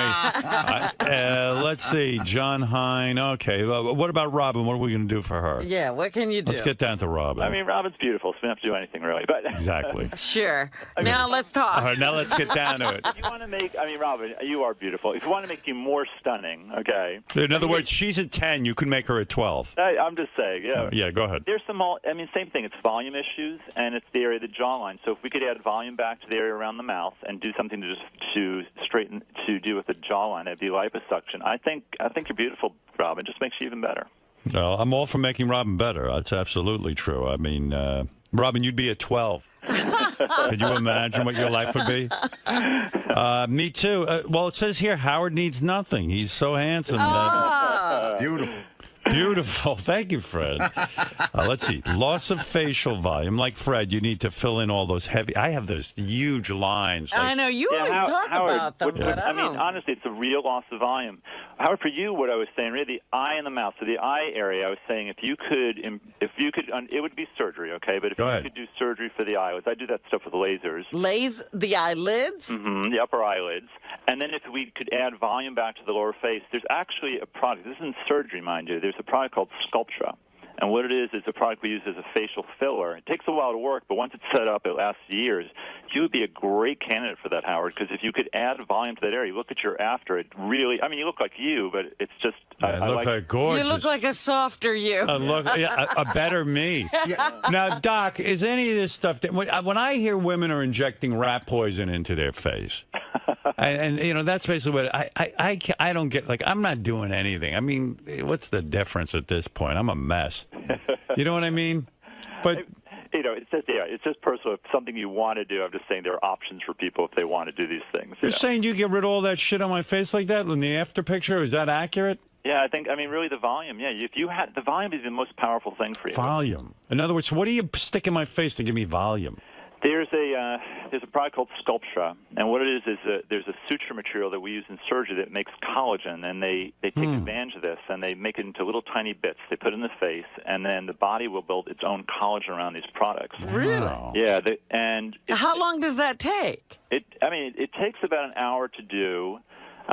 What happens, actually, I have newscasters who I do this for in my area on the evening news, and I like this because you look better gradually. What happens is you get the result. It goes down. You get a view of what it looks like. It goes down in about 2 days because the water resorbs, and then the particles that are left over about 8 weeks, the body responds to and builds collagen all over the place. Wow. And so each week you get better and look better and better and better. Imagine how gorgeous I'd be. I'm a 10. And then when does it start to go bad again? Oh, so yeah. Like... You know what it's like? It's like... Charlie. Like he was retarded, and then in the book Flowers for Algernon, he becomes a genius, and then he slowly starts becoming retarded again. And that's the bitch. Hey, Howard? Yeah. I have a quick question for that. Is that the same stuff that you would put in my face, that Bondo or whatever? Fred, let's go in. We'll get 2 for 1. How about, is there any way you can get a donation of, like, facial filler, like, since Benji's so fat in his face? Could we take the fat out of his face? Would you want Benji's anything in your face? You're right. Let's go with the Bondo. Yeah, it might make you crazy. Hey, Robin, look at your after and before. See that? She always looks good. Yeah, but that's not enough. It's not enough. Not for me to do it. I like my after picture, but I thought actually John was pretty cool too. Let me take a look at John Hine. I thought he looked a little too feminine after you got done with him. Really? For he my got taste. that feminine look? Yeah, you got to be careful, dudes, when you go do this stuff, because you could end up looking like... that usually ends up what happens. Oh, God, he looks scary now. John looks like he saw a ghost. Leave John alone, Doc. I think you were hitting home runs with everyone else. But listen, Doc, it's fascinating. Dr. Shiner's plastic surgery critique is up on howardstern.com. You will see how... gorgeous I look after Dr. Shiner will get done with me. But I don't know, man. I don't know, Robin. I like a natural look. I think I look like, Kim Kardashian or something. I think I got to admit, Dr. Shiner's after picture does look way better on me. But, hey, I don't know. Then you got to go do all this stuff. Dr. Shiner, give yourself a plug here, or I'll give it to you. For more information on Dr. Adam Shiner's practice, go to AdamShinerMD.com. Hey, thanks, Dr. Shiner. Hey, it's been a pleasure. Thank Pleasure. you. Later. Bye-bye. Take care. Yeah, a lot to Well, consider. now we know there's something we can do. I thought it was hopeless. Thing I like is, like, as I get older, I see what he's talking about down here. Like, he could fill that out. That's pretty good. Yeah, it smooths things. That's, you know, you were talking about John Kerry a few weeks ago, and now I can't stop staring at his face. I know. It just seems kind of girly, you know? Yeah. And then I see a lot of women who do this shit, and it goes horribly wrong. I'm fucking hideous, but at least I look like a fucking guy. Come on. All right? Him, on the other hand, he needs help. You shouldn't feel bad. He needs a lot of help. A lot of help. Will you guys dwell on these issues like Howard said he's going to now that it's in one ear out the other? No. I'm mesmerized by my face. It's beautiful. The only one? And I realize, like, I've gained weight again. I gotta get in good shape because I have such a beautiful face. Do you feel slighted in the sense that they didn't look at your calves and some of your other great features? No. My face is my, what do you call it? Yeah. Yeah. That's your meal ticket? I have a beautiful face. I like, look at it. Close. His face is his fortune. Unfortunately, 𝗫𝗫𝗄 is bankrupt. I love it. I don't know. Maybe it's just baby blues. Here, can you tilt up your brim a little bit so we can really see the full color? There you go. So, Fred, your solution is just be happy that you're not Benji. Pretty much. I wake up every day, and that's my mantra. You know, it's like there are people of a certain faith that say, "Thank God I wasn't born a woman," which I think is very sexist, and maybe this is like Benjist, but I wake up every day and say, "Thank God I'm not Benji." Interestingly, I wake up saying, "Thank God I'm Benji." You're the only one. Yeah. Yeah, plastic surgery is a tricky thing, man. I see too many guys You know, it's like looking you like see women. So many people. Yeah. And you know what? I don't know who George Clooney's guy is because he's holding up. Yeah, but he's a good looking. I mean, He's good. He's looking rarefied. There's nobody. I'm just beginning to realize when you look at all these papers, there's nobody in that fucking business that doesn't have some sort of tweaking done. Period. I would say, without a doubt, 100% of the people in Hollywood have something going on. Absolutely. Yeah. You Well, know that's what? how they stay looking good. There's too much at stake. Yeah. They're at the big game. Absolutely. They don't want to leave. That's it's the same thing. It's like baseball players do steroids. Those people do Botox. Well, maybe we got to go visit Dr. Shiner. I think that's what you're saying.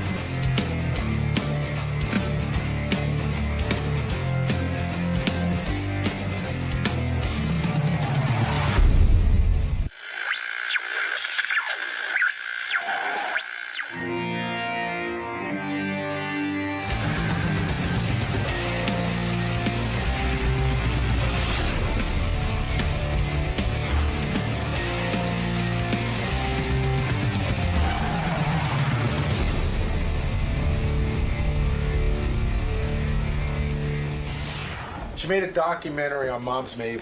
Oh, I know. That's great. And I just said to her, she's on HBO, and I said, oh, so you sold it to HBO? And she goes, not really. She started to make it with HBO. They didn't like the direction it was going in. She went and made it on her own. Then HBO goes, they heard, hey, we hear the documentary's not bad. And then they bought it. So that's that's even better. But the other thing is, because we went through this, and I think you'd appreciate this, she said it's really pricey. And I said, where's all the money when you make a documentary? And she said, clearing the photos. And she said that once somebody found out she was involved with the project, they were charging her like $50,000 for 4 photos. And she would call them up and she would say, listen, no one's asked you for a 𝗦𝗵cie𝗄𝗿𝗱 photo for 50 fucking years. I love 𝗦𝗵cie𝗄𝗿𝗱. But the other thing she said was that 𝗦𝗵cie𝗄𝗿𝗱, this is really interesting. She said, not only is she the first female stand-up, she may be the first stand-up comedian ever. She did, and I said, how do you define that? She said, 1929, you know, she got a person alone getting up in a room telling stories and jokes. But she said a lot of 𝗦𝗵cie𝗄𝗿𝗱 stuff is hard to corroborate because you can't tell what's fact or fiction about her. But I thought we wouldn't get to that, so I thought it was I'll lead off with that. All right. Whoopi Goldberg is here. I got a lot of ground to cover with her. And she is on The View. Of course she is. And she's very successful. There's Whoopi Goldberg. Wow. Look at that. It's really you. It is the Whoopi Goldberg. Well, most of me. Most of you? Where'd you leave the rest of you? Where are you? Some of me are still home. But that's all right. So you get your microphone right in I that. got my... How are you? I'm good. You're wearing your John Varvatos scarf, I see, with the American flag on it. Yes, I am. Yes, I have the same one. That's Do why you? I know that. Yeah, I love that. I probably got it from you. Yeah. Hey, What is it, Gary? I just want to make sure that you can hear her okay. I can hear Whoopi. Okay. Yeah, you can get your mic right there. How are you? I'm good, honey. I'm excited about the project you're here to promote, and not in a false way. I'm very excited about it. I am a huge fan of 𝗦𝗵cie𝗄𝗿𝗱. I heard that. Yeah. Yeah, so was I. Oh, my Nobody goodness. like her. When I was a little boy, I would watch 𝗦𝗵cie𝗄𝗿𝗱 like it was a religion. Yeah. And for those of you who don't know 𝗦𝗵cie𝗄𝗿𝗱, she was a... do you think she was the first stand-up comic? I do believe that she was the first. I know she was the first. No, she may have been the absolute first. Absolute first? Yeah. Really? Because she's the only one that I know who actually stood up and told jokes from really like the late 20s. Huh. So I sort of feel she might be the very first stand-up as we know it. Yeah. So it's extraordinary when you think about it. When was 𝗦𝗵cie𝗄𝗿𝗱 born? Late 1800s. Why did you become so obsessed with 𝗦𝗵cie𝗄𝗿𝗱 to the point that you wanted to make a project out of it? Because I used to do her before anybody gave a shit who I was. I think she was such a brilliant comic because she's a lot of times when she would tell a joke, I didn't even understand what she was saying. And that almost was the beauty of it. Yeah. And I know, like, Bill Cosby gets really upset with black comedians when they speak in sort of a street dialect. Mm-hmm. But that's what I love about black comedians, when they do get up and speak, because that's what I loved about growing up in a black community, when guys would really talk in this raunchy kind of way. Yeah. And Mom's was just dirty, filthy, and bawdy. Except she was all of that without saying one bad word. Right. It was all innuendo. Well, did you ever hear her party albums? I mean, yeah. All right, those were dirty. Ish. Yeah. Right. But compared to us. Right. They were pretty dirty. Yeah. But then she could also go on Merv Griffin. Absolutely. And work clean. Absolutely. Listen, man, she played all these great people. She played Sing Sing. She played all kinds of prisons. I mean, she was able to go and do stuff. She looked like an old woman. Right. You know, and so people were like, yeah, sure, come in and she would just flatten a place. Right. You know, and the great thing about the documentary is I was concerned about the material because, you know, today you listen to comics and it's a whole different thing. They tell you everything, the size of everything and every little pimple. Yeah. But Moms, you need to follow what she's saying in order to get it. You have to allow the silences of her beats. You decided you wanted to make a documentary about her life. So how do you go about doing that? You first went to HBO. First, we went to HBO. And they said, we're going to make a documentary. We'll make a documentary. And then it got a little tough for them and us because we had two very different ways of looking at things. What did they want to do? They wanted to do more of a biopic.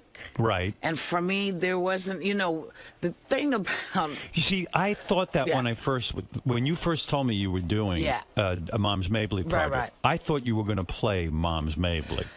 Well, the whole idea originally was I was going to do it on stage. Right. As a one-person show. And then I realized... I would go see that in a second. Well, I'm still going to do it, but Howard, I realized that, the last time I did Moms was almost 30 years ago in San Francisco. Can you do the impression? Is it?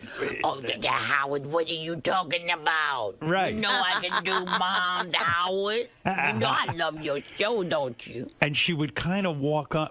Maybe you're right. She wasn't really an old lady, but she would dress like an old lady, and she'd have those weird shoes, the big shoes, the house shoes. coat. I mean, she started this character figure 1929, 1930. Right. And she was a young woman then. So Moms was Moms right at 25. She was a young woman playing an old woman. Yeah. Playing an old woman. And when she died in 75, she had grown into Mom. Right. And you think about it, there were no roles for black actresses back then unless you were in Gone with the Wind or something. So she created a role for herself as an old woman when you think about it. It was really quite brilliant.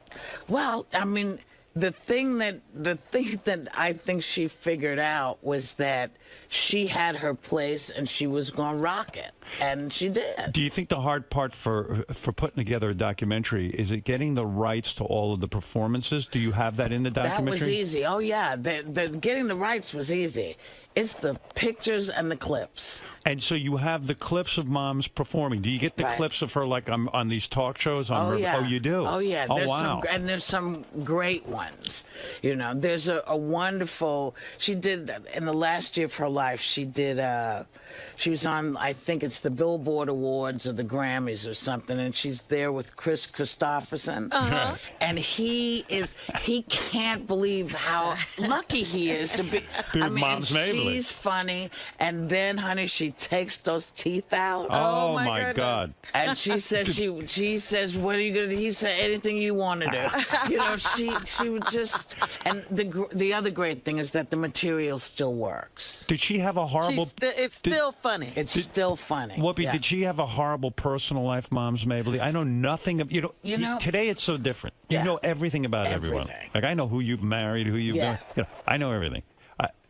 With 𝗦𝗵cie𝘄𝗿𝗋, you didn't know anything. You didn't know where she came from. No. And in a way, the character worked better because you didn't know anything about her. Did she have a personal life? She had a very good personal life, and there's some secrets that I'm not going to tell you on air, but I'll tell you Give me one secret. Let's see. That many of the traumatic stories about her may not be true. In other words, she might have had a pretty good upbringing. Yeah. Wow. And so she embellished? Well, I think people, and what tends to happen with performances, people embellish for you. Right. You almost don't have to do anything. It's so true. Yeah. And so suddenly she was, she had been raped twice, and then she had kids, and she gave them away. And so it was this big, giant story that may or may not be true. That's why I didn't want to do a biopic. Do you get that in your personal life? Like people come up to you who you don't even know and say, Whoopi, do you remember when you did this? And it's absolutely not true. Yeah. Happens all the time, right? All the time. Yeah. So you go to HBO. You say, I want to make a documentary on 𝗦𝗵cie𝘄𝗿𝗋. They're all for it. They love it. Then you start doing it, and they thought you were going to be probably playing 𝗦𝗵cie𝘄𝗿. No. I think they wanted more of her biography.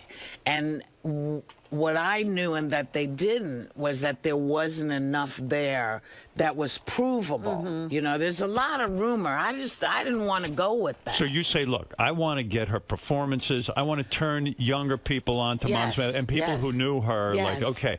So then you go out and you have no trouble getting her performances. No. But the trouble that you have producing the documentary is getting photographs of her? And clips. You know, these clips are expensive. You talk about the clips from talk shows. From talk shows and, you know, performance shows that she's done. And, what was the most expensive clip from what show? Do you recall? I don't recall. Because what happened was, once people realized that I was actually paying for this out of my pocket, they were like, oh, okay, well, we let's talk about this. All right, let me see if we can help you. Because you're beloved, and people are like, hey, we don't want... I'm beloved. Yeah. I don't know if I'm beloved. No, you're beloved. Stop and people love you, and they don't want... Like, if they think it's a corporation putting it together on HBO, they'll charge a certain amount. So do you have to go to, like, Merv Griffin's estate and say, please give me these clips?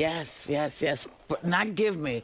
Right. What are you going to charge me? And you know who was the best? Who made it the easiest? Hugh Hefner. Really? Yeah. Hugh made it so easy for us because Moms did Playboy After Dark. I remember that. That was fantastic. That was a great show. Yeah. Oh, my God. Yeah. You know? So you go to Hugh Hefner and you say, hey, I need this. And he's like, you know what? Hey, here you go. Isn't that surprising that he's so generous that way? Well, he's always been really nice to me. I've been really lucky with Hugh. He's always been kind, and so he said... How do you know him? What? Have you done the Playboy interview a bunch? Yeah, well, not a bunch. And once or twice I proposed that I would pose for them. Is that right? Yeah. And they were like, no, let's just talk. Would you have done that? I want to be in the magazine. Would you have... posed? Was that really a concept of yours? No, look, these I have not worn a bra since year one. The girls are so far on the floor. They would have to back up so much to get them. Have you ever appeared nude in any production whatsoever? No. Never. No. You would never do that. Please. I know what's under here. You're not looking to show it up. I don't want to show anybody. Well, you're so right, because people say, well, you're so outrageous. How come you've never shown your penis in public? I go, because there's hardly one there. I said, if I had something big to show off, I would show it. Yeah. You know, if the girls were up on my shoulders, sure, I would be popping them out all the time. But that's not what's going on here. I can tie them in the night on my head. So when you started this 𝗫𝗵cie𝗄 project, how does it end up on HBO if HBO and you parted ways? Because they began to understand that what I was trying to do was the better plan. It is the better plan. It is the better plan. Because, I mean, if you think about it, you could have just shown 𝗫𝗵cie𝗄 on the whole performance of her doing Hugh Hefner's Playboy show. Right. But instead, you're taking people around and saying, hey, let me give you an education on 𝗫𝗵cie𝗄. Well, yeah, because what I didn't, I don't know how I missed it, but what I didn't understand was that she had played a huge part in the civil rights movement. She did? Yes, because she was talking about all of this stuff in her show. That's true. In ways that people didn't realize they were getting schooled. Right. But they were getting schooled. And so it was like, oh, my God. So you look at the fabric. You know, she did Abraham, Martin, and John after... right, I remember. Oh, that's right. Right. She recorded that. Yeah. And when you hear her sing it, you get it because you realize, yes, these are people that she knew because she did know John Kennedy. She did go to the White House. Where did she live? Things. She lived up in New Rochelle. Oh, she did? Mm-hmm. She's from Brevard, North Carolina. That much I know for sure. And she lived in New Rochelle. She worked a lot at the Apollo. She did Carnegie Hall. She played all these places. She was, at one point, the highest paid female entertainer in the world. You know what I admire about you? You have this passion for 𝗫𝗵cie𝗄, and you actually went out and did something about it. You know, now that I think about it, it kind of inspires me, because I do have certain people in my life that have influenced me, and I'm fascinated by them. Right. And yet, it never occurred to me to say, hey, that's a passion of mine. Why wouldn't I try to turn people on in some sort of documentary or something like that? Well, I'm sure Howard, in a way, part of it is because you're in your head saying, well, a lot of people will take care of this because a lot of people know who this is. Right. The reason this came about is because what I discovered was, A, nobody knew who Moms was anymore, right. and nobody knows who any of these comics are. You know, Mantan, Marlon, the folks we grew up knowing about. Who were on the party records. Yeah, and then you got a guy like Red Fox, who was known from Sanford and Son, but I knew him from his party records, and that's what was really a turn on to me. I mean, you know, and the fact that, you know, we had to do stuff socially. Like, we had to hide. When the parents went out, you know, you waited for them to get and you listened to party records. And you listened to party records. And so did they. They got together and had a social evening listening to records. Yeah, it's crazy, right? But that doesn't happen anymore. No. With _𝗫𝗍, though, she was so powerful. And now that you're bringing her up, I'm thinking what her life must have been. Here's this talented woman, great comic, but she's definitely, she was born in the wrong time period because, like, first of all, who would even imagine that she could even get a career on stage? Well, because as a black woman. We had the Chitlin circuit. Right. Which was where all the black folks went to perform because they weren't allowed to perform in a lot of the clubs in the rest of the country. So there was a whole area, you know, where black people went and saw performers that they understood and they knew. And it worked for them because, you know, Mantan Moreland came from there, Peg Leg Bates came from there, a lot of the folks that most people don't know about. That was the performance space, and that's how they got to be better known. And Tyler Perry reawakened that circuit because no one was making anything for that group. Yeah, what's weird too is that you know, it occurs to me, everyone's always asked me, who do you think the funniest comics are and stuff, and I never mention _𝗫𝗍. None of us do. And I should. Like she made me laugh till I almost threw up. Like, I mean, I don't laugh that hard at anybody. And _𝗫𝗍 she was could do that. appointment television. When you heard that _𝗫𝗍 was going to be on a show, you sat there. Yeah, I mean, did anyone ever put her in a movie or anything? Oh yeah, she's in 2 films. Mad World, maybe? No. I wish. Wouldn't that have been great? That would have been cool. But there were no female comics. There were comedians. Yeah. But no comics in that movie. No females. Did you get to meet her family when you made this thing? No, there's not a lot of folks. Not a lot of folks left. Wow. Was she married? It's hard to say. Wow. I know it's a complete mystery. In a way, it is. And you identify with her because she was one of your heroes. Because she was funny, and she told stories. You know, it's like Richard. For me, Richard Pryor that's my brain. Right. And Mom's is my brain, because anybody who can tell a story and leave space for a punchline, I think is great. Right. You know? She's brave in that she could literally take a pause on stage. That's right. Yeah. You know, that's a weird... I talked to Jerry Seinfeld about that, about timing and stuff. Yeah. People say, what do you mean brave? I mean, when you're in front of a crowd, to take a pause... That's right. There's silence. Yes. And it scares the shit out of you.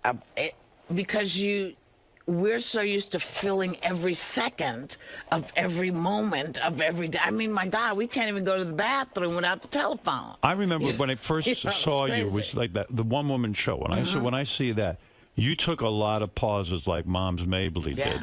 And I always thought when you got involved with Billy Crystal and Robin Williams, when you guys started to do comic relief and you would appear together, right? I feel those guys were not in your rhythm. Robin Williams is a kind of tell me if I'm right about this, because I've always wanted to ask you. I always feel Robin Williams is this frantic kind of, he's got his own energy. It's and I felt Billy would stand there and almost try to be his straight man, like his Carl Reiner to the Mel Brooks. And he would try. And then you would be on the stage and you work a completely different way. You'll work through an impression and a character and stuff. And then you're sitting there going, like, I'm trying to sort of figure out where I fit in with these two guys. And was it awkward for you ever when you were doing comic relief? Because the boys didn't let it be awkward for me, but I felt awkward because I didn't know how to do what they did. Right. That's not your shtick. It wasn't my thing, but they loved me enough to let me, to carry me along to play. Yeah. And so because of them, though, I've learned how to do stand-up. But were they gracious enough to you? Because they should have let you play in the style that you do. Like, they could have... Oh, no, they fought a lot for me to do the things I got to do. Are you still friendly with those guys? Oh, yeah. You are? Like, when I just did a thing. You do, but aside from the work, because when you guys got on stage, it was exciting. It was like, hey, look at these... They call and they say, you all right? Just out of the blue, I'll get a note, or Billy will call you, or Robin will call you. Robin will call and say, I haven't heard anything about it. I haven't heard, is everything... Because, people get nervous if they don't hear anything. Right, really. What happened? I'm underground for the most part. Will you ever get together with them socially? Will you guys ever go out to dinner together? Or... Yeah. Oh, you will? Yeah. Oh, so you have a close relationship. Yeah. They're like, I mean, this is sounding crazy, but they're like my big brother. They're like my big brothers. I can't figure... you have to fill in holes in your life for me, okay? Because I don't understand certain things, how they all came about. Where were you born? Chelsea, 26th Street and 10th Avenue. And your name was Karen at that point? Yes, still is Karen. Right. Does anyone call you Karen anymore? Yeah. Who calls you Karen? My mom calls me Karen until she passed. She did? Yeah. But is that the only person who called you? No, my brother will call me Karen. And like Mom's Mabley, there are sketchy parts of your past. I can't find out if they are true or not. Yes. Your mom was she a drug addict? Oh God, no! I was the drug addict. No, I know that. Yeah. But your mom and dad split. Yeah. And your dad was one of those dads that never showed up, I get the feeling. No, he came around when he was in the mood. I feel like it was, though, a disastrous situation. Oh, no. It wasn't? No. See, this is the thing. People assume. Well, let's get it straight. This is the filling in. Yeah, this is the filling in for you. Well, because from what I read about you, that your dad... can't go by that. Can't go by any of that. Your dad left, I thought. Right. And then split up. And I thought like it was... no dad in the picture. Well, he wasn't living with us, and But was there regular visitation? It wasn't like today where you have half the week with your dad and half the week with your mom. No. It was your mom raised you. Yeah. Right. Yeah. And at 8 years old, you start performing on stage. You started to go and do shows. When I was 7. We have the Hudson Guild is downtown, and it's a settlement house. And they had a children's program that Helena Rubinstein paid for. Wow. And so I was part of the Helena Rubinstein Children's Theater at the Hudson Guild. And did people recognize you at that theater group as someone as almost like a prodigy, that you were were you a great performer right away? I probably wasn't. But I liked it. I was a bold performer. Did you say that I am going to be a great performer one day? Did you say that to yourself? Was that your fantasy growing up? No, what I said to my mother was, I want to do this. I like this. Was your mother the type that would say, hey, you're not gonna get to do this. No. Look at where you live. Look at who you are. Forget it. No, she was supportive. My mother said, listen, this is what my mother said to me. If you can handle the fact that not everybody's going to like what you do, if you can handle the fact that not everybody's going to understand and therefore not like what you do, right, you'll be fine. If you want to follow the crowd and do what everybody does, that's fine too. So you have to make a decision. Most performers, I think, go into it because they're looking for love. Right. And it's almost...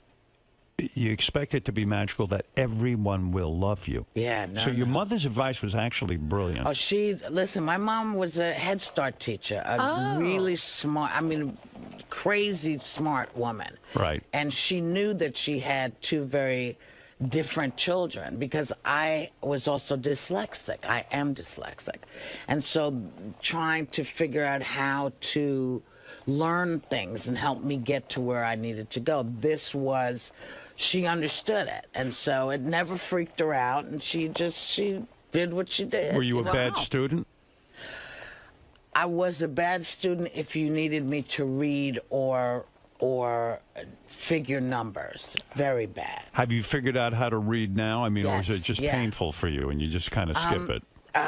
Reading is great. I like doing it now that I have it down, but my eyes get so tired now that I started to do audiobooks. You know, there's a great company called Audible.com. Yeah, Gary's been telling us that you two are Audible fans together. I'm telling you, every book that you could possibly want, and especially, I think you need to do some of the books. I think you need to do some of the books. He needs to be reading books to you? Absolutely. Why? Absolutely. Why would you want me reading a book? Because you're fun. You make it fun. Me reading a book would not be fun. I'd be commenting on the book and you get really annoyed with me. But see, that's what's great about you, Howard. The commentary is half the fun. That's the fun of it. And I'm so glad to see you, Well, Robin. thank you. It's good to be here and be able to see you in person. And I can't wait for your book. I have to read your book because I know you're a vegan now. Yes. I've thought about it. It's not going to happen, but I Look, let's get as close as we can.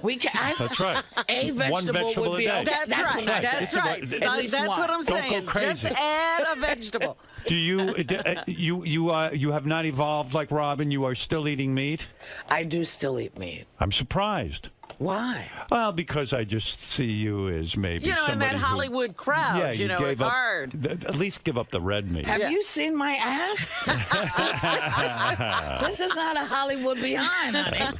So let me get back to this, sorry. because I need to understand your career trajectory. Okay. So here you are. You're this talented, lovely kid with this great mother. How do you become a drug addict? Because that seems like you were in a tremendously sad place that you would become a heroin addict. No, for me, it was the times, and it seemed like a good idea at the time. Oh, dear. Everybody looked, They look cool? Everybody looked really cool. Oh, and, dear. And the other thing is, who looked cool to you? The rock stars and things who were like... Oh, no, this is before, this is before the rock stars started doing it. Just, the beginning of the 60s was a whole different groove. Who turns you on to heroin, though? I mean, I could see smoking some weed. I could see... We smoked we did everything. Who's we? Did you have close friends? Some friends, some close friends. They're all gone. So I don't want to disparage any of them. What do you mean they're all gone? They're all dead. All of your friends are dead? From that time. Is that true? The folks that were doing all the stuff I was doing, they saved me, Howard. How did they save you? By dying, I guess. They were slightly older than me. Right. And they just said, this is not for you. This is not the life for you. And we're not going to help you anymore. And you need to stop. How bad was your habit? Kind of bad. I mean, you were spending money, and you didn't have the money to spend. No, you weren't a rich person. No, I wasn't rich. And so I could make money happen. It's kind of a skill, How did you make money happen? You took a lot of shitty jobs? A lot of shitty jobs. But you never had to rob or anything like that? No. What was the shittiest job you had at that time?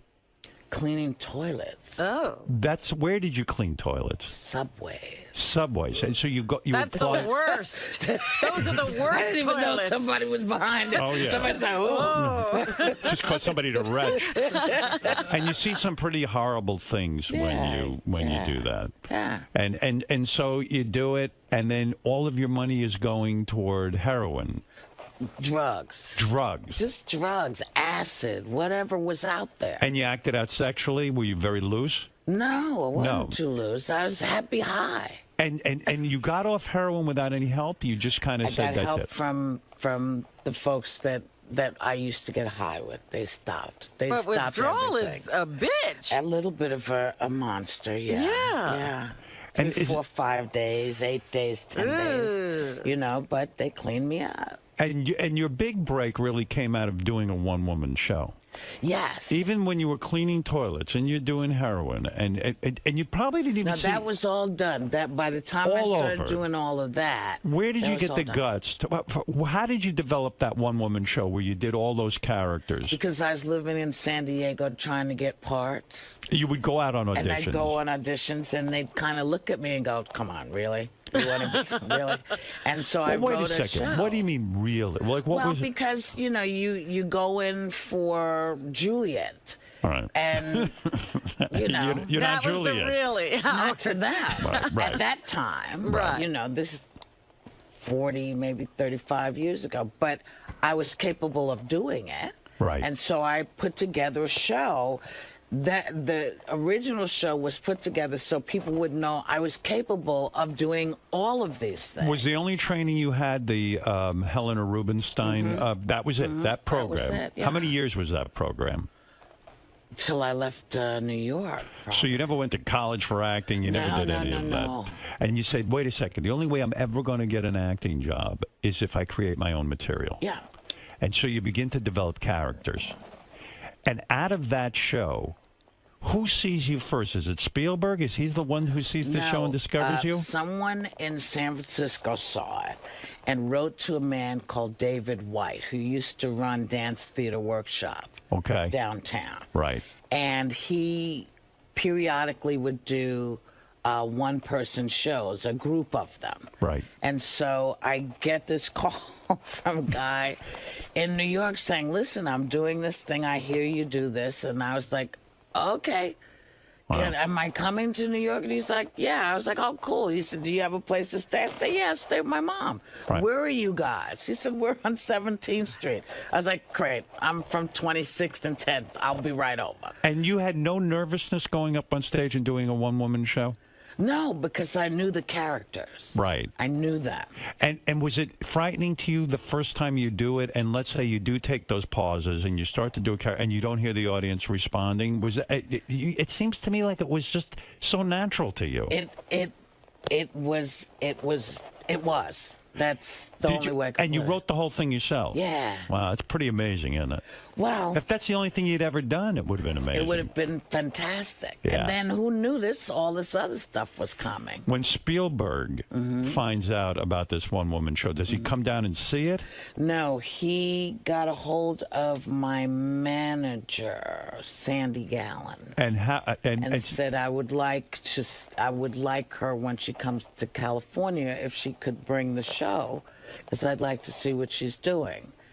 And so Sandy said, "So Steven Spielberg would like you to go." And I'm thinking, "Oh, I want to be in Raiders of the Lost Right, Ark." you'll be in Star Wars. I could do that. I want to get eaten by a shark. Yeah, why not? I could do this. And Right. so I could be in E.T., right? Yeah. Because up until then, he'd never done a project like Color Purple before, which was a serious, wasn't an action film. Right. And so you mean he said, "Hey, if you ever bring your one-woman show to L.A., tell me and I'll come see it"? No, I brought it to Amblin, to the studio there. Wait a second. You're telling me you went to his studio, performed your one-woman show just in front of him? No, he said it was him and some friends. And when I came out, it was Michael Jackson and Ashford and Simpson and Quincy Jones. And oh, my God. Wow. That's kind of where I was. What an intimidating crowd. Yes. When you go, first of all, when you're going there, then you assume, hey, okay, I'm doing this for Steven Spielberg, already as a big-time director. Yeah. Do you get nervous then to do it? I'm very nervous because they've also said to me, do not do some of the other material. What do you mean, the more racy material? No, I had a whole, there was a lot of material that wasn't in the one-woman show. The one-woman show. Yeah. One of them being 𝗵𝗵.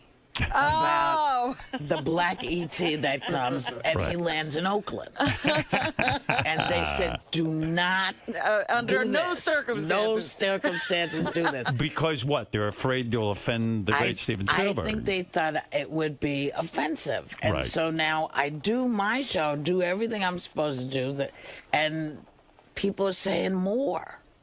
Right. And Now you got to get into that other material. I say, I don't really have much, but I have one thing, but they told me not to do it.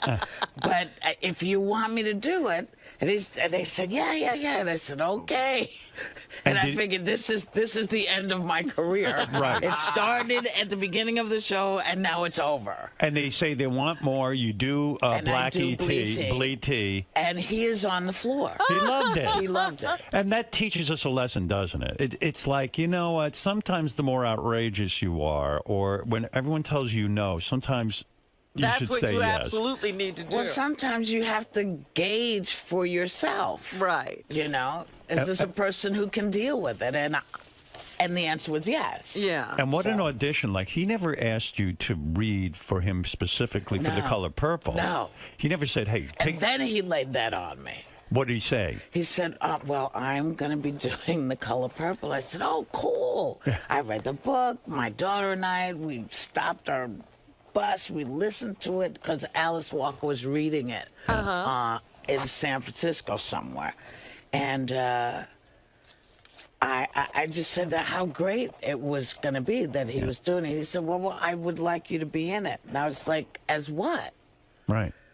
He said, well, I want you to play Celie. I said, I don't think I can do that. Now, why did you say that? Because I'd never made a movie. I didn't know anything about making movies. And I said to him, so what does it take, like couple weeks? Because I thought it was like you do, like you would film a play. This is the exact opposite advice they always give everyone. They always say, if you go in an audition, say you can do anything, and don't. But you do the exact opposite, and it all works. Well, I didn't want to lie to him. Right. I didn't want him to think that I actually knew anything about making movies. Sandy Gowan was probably ready to kill you because no, Sandy wasn't there. He wasn't there. Sandy wasn't there. Because so you tell Steven Spielberg, it's very nice of you to offer me this role, but I don't even know anything about making movies. I can't do it, and he insists that you do it. And he says, well, I know a lot about making movies, and I can help you. Yeah, that's beautiful. And I was like, okay, but if I'm really bad, he said, I got it covered. Wow. Yeah, so that's amazing. So now, who's the first person? So you're freaking out, I'm sure. I'm totally freaking out, but I can't tell anybody. Well, wait a second. When he says this to you, is Quincy Jones standing there, Michael Jackson, and everyone else? No, Quincy, I think, was in another room because Quincy was one of the producers as well. Right. And so Quincy is aware of what's happening. And what's Michael Jackson doing during this? He's just sitting and enjoying? No. We're in the next day. Okay, I've already done the performance is done. Everybody. Did Michael Jackson laugh? Did you? Yeah. Oh, and it's really funny because we became friends. And that's another person who would call and check. Wow. Say how you doing. Is that right? Yeah. Yeah. So wow, that original crew was pretty incredible. I can't believe it. Neither could I. Yeah, I mean, I just think that is the most intimidating situation, and in a way, the perfect test for Steven Spielberg to see what you could handle. Yeah. Because you put a room full of people like that together, if you can hold up, you could go on a movie set and do anything. Yeah. Was it hard the first day on the set for the movie? No. What it was it was insane because my mouth was open like this. Oh, we're on radio. You can't tell. Okay, my mouth was hanging open because, I was sitting at a table. And I'm dressed as Celie, and I'm sitting at a table. We're in the juke joint, and the guys are setting everything up, and they put a light in the flower thing that was sitting on the table. And I was like, what is that for? Yeah. And he was saying, that's so we can see your face. What? I was like, that's how you do that. At one point, there are several things that happen. There's a field full of purple flowers. Right. And then there's a field full of corn. And I come in, and the field full of corn is there, and we go and rehearse, and I come out, and half the field is gone. Wow. And I see them putting the purple flowers in. I was like, oh, that's how you do, because you never, it never occurred to me that things weren't growing when you see them growing in the movies. Right. And the greatest thing was it has not, all that I know about movie making has not altered how I see movies. I still believe what I'm seeing in the movies, which I'm really happy about. Right, yeah, you still you don't suspend see the all... inner workings, you see the movies. You still suspend disbelief and go, wow, it's pretty incredible. Yeah. And it is mind-blowing. So did you, when they send you the script, when you get the part, you can't tell anyone. Why can't you tell anyone? Because Stephen wasn't ready for folks to have the information that he was doing. So you don't even tell your mother, you don't tell anyone. You tell your mother, that's it. But anyone else, that's it. I couldn't tell anybody. So, you know, in the newspapers, I would see, Diana Ross being considered for Seeley. I'd be like, no. Wait. And then I'd call and say, listen, I hate to bother you, but I just read this. He said, no, it's just rumor. That's going to be you. Okay, it's still you. And so you'd see all of this happening, and then, you know, suddenly they said, okay, we're doing it. Are you still friendly with Steven Spielberg? Yeah. So when he does Abraham Lincoln and the movie, do you send him immediately a note or do you call him? No, well, I went to see it. Right. Because I just thought it was great. And friends of mine are in it. You know, 𝗦𝗵cie𝘄𝗿𝗱, right, who was on Law and Order. She's in it. So, you know, I got friends in it. I'd love to go see my friends working. So it's pretty I go exciting. And I said, yeah, it is very exciting because I can say I know them. Yeah, it's part of the excitement of being famous and in show business. You know a couple of these people. Yes, it's exciting. Kind of cool. Yeah, it is. It's like, who gets to do that? Yeah. So when that movie is being made, do you get close to Oprah? Yeah, we're tight. Well, it was weird to me that you and Oprah for years fought. Not fought. No. But you assumed that Oprah hated you. Yes, and she assumed that I hated her. Why? How does that happen? Again, you know, people say, hey, you know, so-and-so's doing this, and you're not there. And it's like, oh, okay. In other words, Oprah's having a party and didn't invite you. And didn't invite you. Or someone would say to Oprah, hey, you know, Whoopi's doing this, and she didn't invite you. And what I discovered, and when she and I finally sat down, because we met up at Tyler Perry's house. Right. And I said, what did I do? She said, no, you. What did I do? Right. I said, you didn't do anything. She said, well, you didn't do it. I said, well, what the hell? 10 years, 15 years almost of not really. And, you know, my mom adored Oprah. Right. We were all very close. And so, you know, she was like, I don't know why I didn't just pick up the phone. And I had to say the same thing.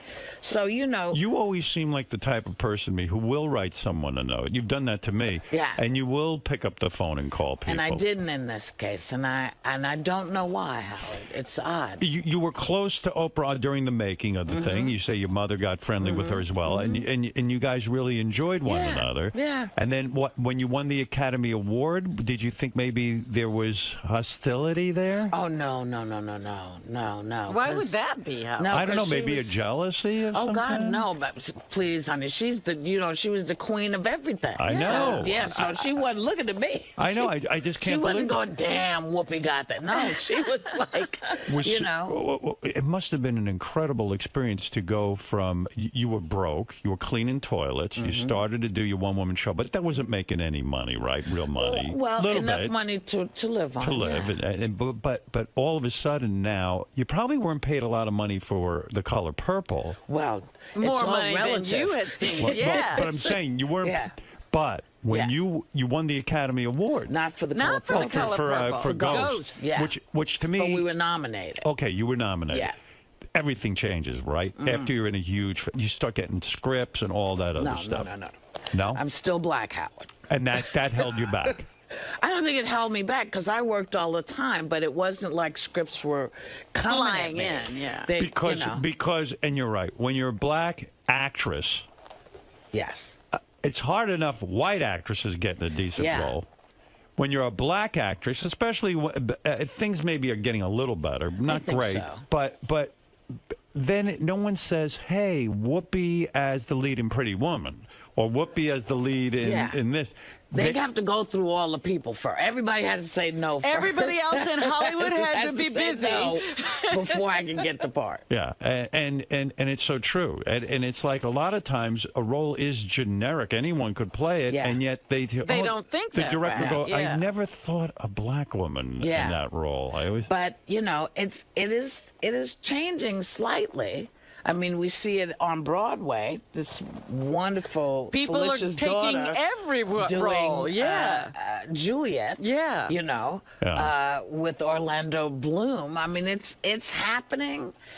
You know, it's always going to be slow. It just is. To me, the quintessential role for you as an actress is the role in Ghost. I mean, it makes sense that you won the Academy Award for that. Because, I mean, it is one of that movie holds up, and your performance is unbelievable. It's the linchpin of the whole movie. Well, the only reason I got the part was because of Patrick. Yeah. What do you mean? I had a friend of mine come to my house in L.A. and say, oh, I said, what's the matter? She said, girl, I just came from this audition. Every black woman in the world has gone out for it. People got up out the grave to go audition for this thing. And I'm like in my head going, I haven't heard about it. Where have I been? Nobody told me. Right. So, you know, we have lunch and everything. And so I call my agent, you know, and I say, hey, I just heard about this thing. There's all these women go. They say, oh, he said, I was afraid you were going to hear about this. And I said, why? He said, because they don't want you. And I said, oh. Is what it? I do. Yeah. Why are you the only black woman the only they black don't woman want? they didn't want? Because the writer felt that I was too recognizable. Right. Well, you know, when you think about it, you got into The Color Purple, and Stephen probably loved that you were this sort of unknown. Yeah. And wasn't looking for Diana Ross. No. And now all of a sudden you're known, and everyone goes, well, we got to get somebody who isn't known. And so I said, oh, okay. You know, I felt kind of bad, but I was like, okay, because I was on my way. Now here's a black role you can't get. Yeah. Right. You know, I mean, it's crazy. Always crazy. And so I go down to Alabama because 𝗪𝗪 𝗪𝗪 and I are making Long Walk Home. And I get a call from my agent who says, hey, you remember that movie that you wanted to audition for? And I said, which one? He said, the one Ghost. I said, oh, yeah. He said, well, they'd like to come and audition you. And I said, what? He said, yeah, they want to come down and see you. I said, what happened? He said, well, they put Patrick Swayze in the part. And Patrick's first question was, why isn't Whoopi Goldberg doing this? Does she not want it? Does she not like it? And they said, well, no, we haven't gone to her. And he's like, what are you talking about? She's perfect. Right. They said, well, no, the writer feels that it would take people out of the movie. And he says, well, I don't think I'm going to sign on to this until we at least audition her. Right. Wow. I never met him. Right. And they said, okay, because they really wanted him. And so they came down to Montgomery, Alabama. Wow. And Patrick Swayze and I met, and the first thing we did was start laughing. I don't know what it was, but we were somehow we were connected. I can't explain it. And we just started having fun, and they went back, and a couple of days later I got the offer. When Patrick Swayze had the kind of juice to do that because he had that huge hit movie already, the one with the baby. Yeah. So he had the Dirty huge Dancing. Dirty Dancing. He had the huge hit movie, so he had the clout to do that and the juice to even say, "Hey, I'm not doing this without Whoopi Goldberg." At least audition her. And if she's wrong for it, then I'm not going to stick it. But there are people who come along in your life who give you those kind of breaks, and it's like unbelievable. Yeah. It must. Without asking, without, of course, it must have been difficult when he was dying, right? Did you have a last conversation with him? Yeah, I forget what we were doing. I might have been doing the Whoopi show, and he was kind enough to come and do a part on it. Yeah. And he said, look, I got the time I got. I'm having as much fun as I can have. you know, and I'm going out like I came in, a big baby. Wow. I love. He was unlike anybody. Just a good person. Yeah. You know, and so he's the one I thanked when I got my Oscar because you know he and the casting director who had been bugging the director to at least let me come and audition. What did your mom say when you got that Oscar? Well, it's really strange how she wasn't there. Why? Because she did not. She went when I was nominated for Color Purple. She was in the audience. We were there, and we didn't win, but we lost to somebody who you respect. You know, Who'd you lose to? Geraldine Fitzgerald. Oh, Gerald. Who did Trip to Bountiful? You should have won it. No.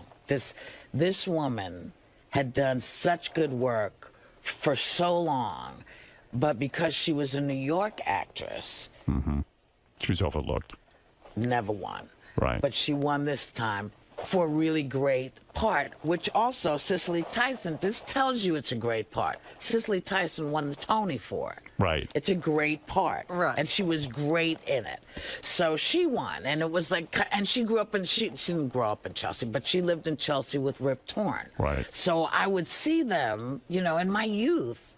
And so it was like family one. So it was great. But she didn't want to be disappointed in public. My mother was really very private, so she didn't want anyone to see that she would be disappointed if I didn't win. Well, that's crazy, right? And so I call her, and she didn't even watch. She didn't want to jinx it. So I called her, I said, Ma. She said, hello, Karen. I said, were you watching? She went, watching what? I said, Ma, come on. The Oscars are on. She said, no, I wasn't watching. I said, well, I won. She said, good for you. Oh, my God. Did she dislike the name Whoopi? I mean, it was named... You were named Whoopi because you farted a lot. Yes. And so didn't she find that, oh, my daughter is Karen, sweet Karen, why is she Whoopi? No, because she understood me. Yeah. She understood me. I've had so many nicknames in my life, Howard, it would just knock you out. When you were shooting Ghost, did you know it was going to be a blockbuster mega hit? No. We were all shocked when we saw it. It seemed like a little film probably when you were shooting it. It was a little tiny, you know. Was it awkward for you to kiss? I mean, one of the most romantic screen kisses ever were you and Demi Moore. Yeah. You made out, and like that's when Patrick Swayze gets to kiss his wife. Right. Was it awkward for you? I mean, you're straight as an arrow. Yeah. I don't think you've ever been into women, as far as I can tell. I mean, once or twice, I think.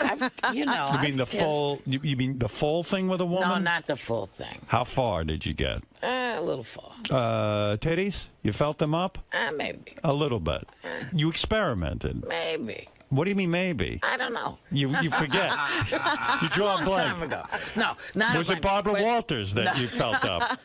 No. But you know how many women I've kissed in the movies? I kissed Suge Avery. Right. You know, I that's right. Yes, Celie was. Celie was gay. Yeah, right. You know, right. And I think there might be maybe two more. I can't remember which ones. But no, I'm straight as hell. But it was a romantic kiss, nevertheless. It wasn't awkward? No, because it was, in my head, I was Patrick.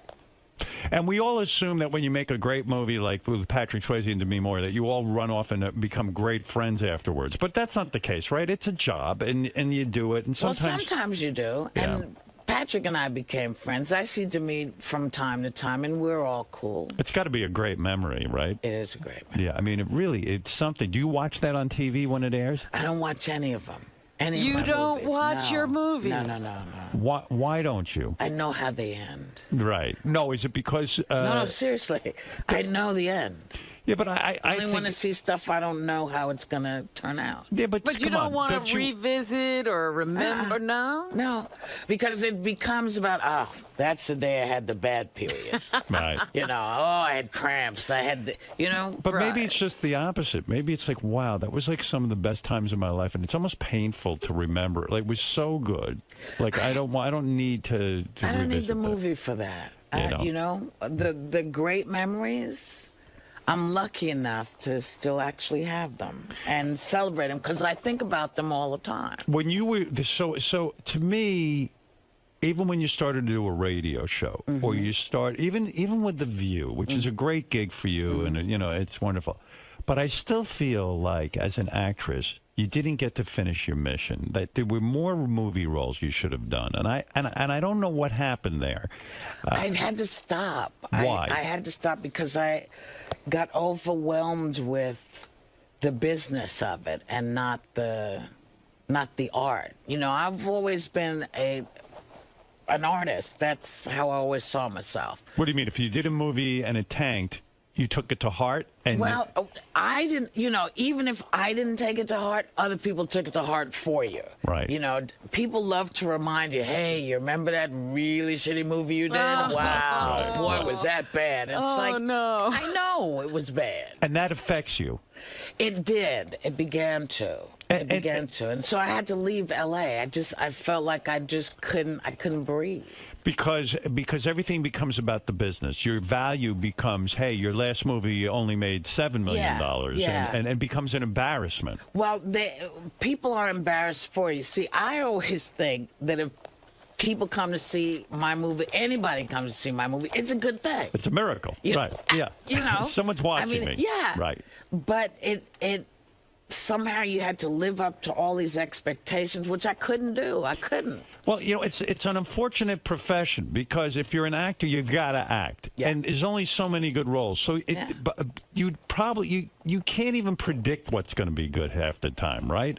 And so you do it. And if it could just be, if you could throw it off like a mosquito bite, if you could just say, it didn't do well, but I'll go on to my next thing, you'd be fine with that. But the problem is you're too sensitive for it. Well, Whoopi, did you have the extra added burden of carrying the black race with you?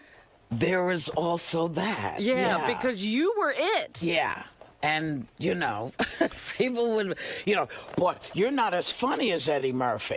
You know, you're not as funny. And I'm like, I wasn't trying to be. I'm just this. And why do you look like that? And what's the, you know, why don't you wear a bra? And what's wrong with your hair? And what's up with your face? Yeah. And, it's too much. Getting it from everybody. So in other words, what your mother said to you so many years ago, if you want to be an actress, you have to handle not everyone loving you. You couldn't handle it. No, what I couldn't handle was people picking at me. I don't mind criticizing. I can take the criticism. Do you have a Twitter account?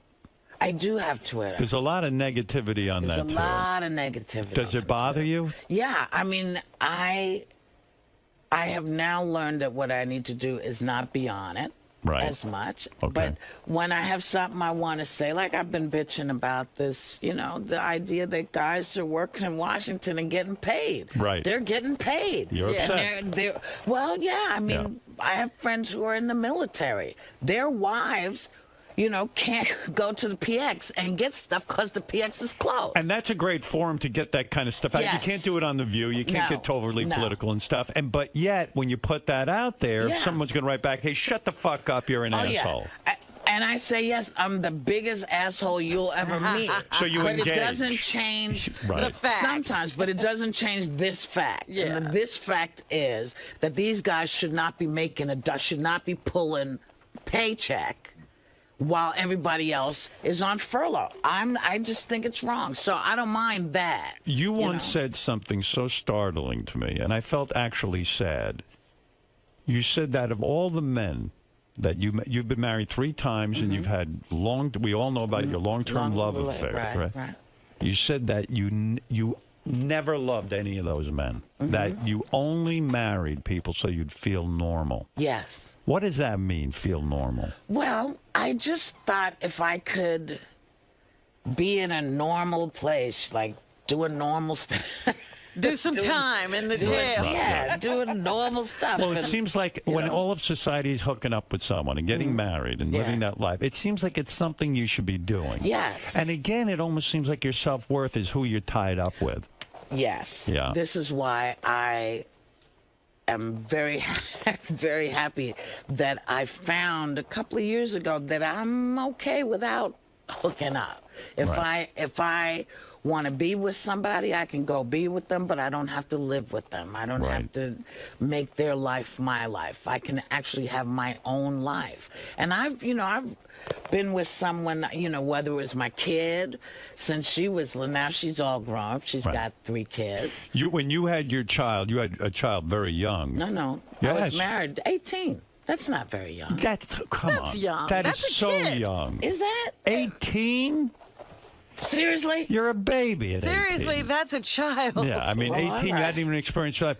And did you fall into that pattern? Was your first husband, I know you guys divorced, was he around to help you raise your daughter? No, because I ended up going to California. Oh, so you moved away. So I moved away. And you were done with him. Yeah. And you had to raise your daughter on your own. Yeah. And so you never really loved him. You're probably too young to really know what love was. Well, apparently, listening to y'all, I was way young. Yeah. I wasn't in. No, I've. But you said there was one man you did love. Yes. Who did you love? A nice man. A guy. Was he famous? Was he anybody? Oh, okay. No. It wasn't Ted Danson? No. I figured you loved him. It's so funny because people, one has so many, well, maybe one doesn't, but I think people have so many relationships that there's never one that stuck out for me that was like the boom, except this one guy. And he had nothing to do with the business. He's just a great cat. But he died. Oh. How old were you when you met the real love of your life? Probably 30. You were going out with him. You knew you were in love. It felt different than anything you'd ever experienced before. Yeah, it was kind. Yeah. It was kind. And it wasn't based on anything except mutual respect and fun. What did he die from? He died of AIDS. Oh. Wow. Yeah. Was he a drug guy? No. He had a, what do you call it? A transfusion? Transfusion. Oh, my God. Yeah. That must have been unbearable. I would think that because it's like, oh, no, not from a hospital, not from a transfusion. Yeah. Wow. But, How long did that relationship go on for? About a year and a half. A year and a half, best year and a half of a romantic relationship. Yeah. I don't know if it was the best, but it was one of the most solid. It was one of the most solid. Do you think it would have lasted? Don't know. Yeah. And I Were you with him when he died? I was not with him when he died. You guys had broken up already. He pushed me away. Because he couldn't handle that he was dying. He didn't want it. Yeah. He didn't want me to say. I get that. If I was with a woman I loved and stuff, I'd almost be like, you gotta You are with a woman you love. Yeah, Aren't you married? Right. No, I'm saying if I was with a woman I loved and I got seriously ill, I'd be like, you don't want to be with everyone go away. Right.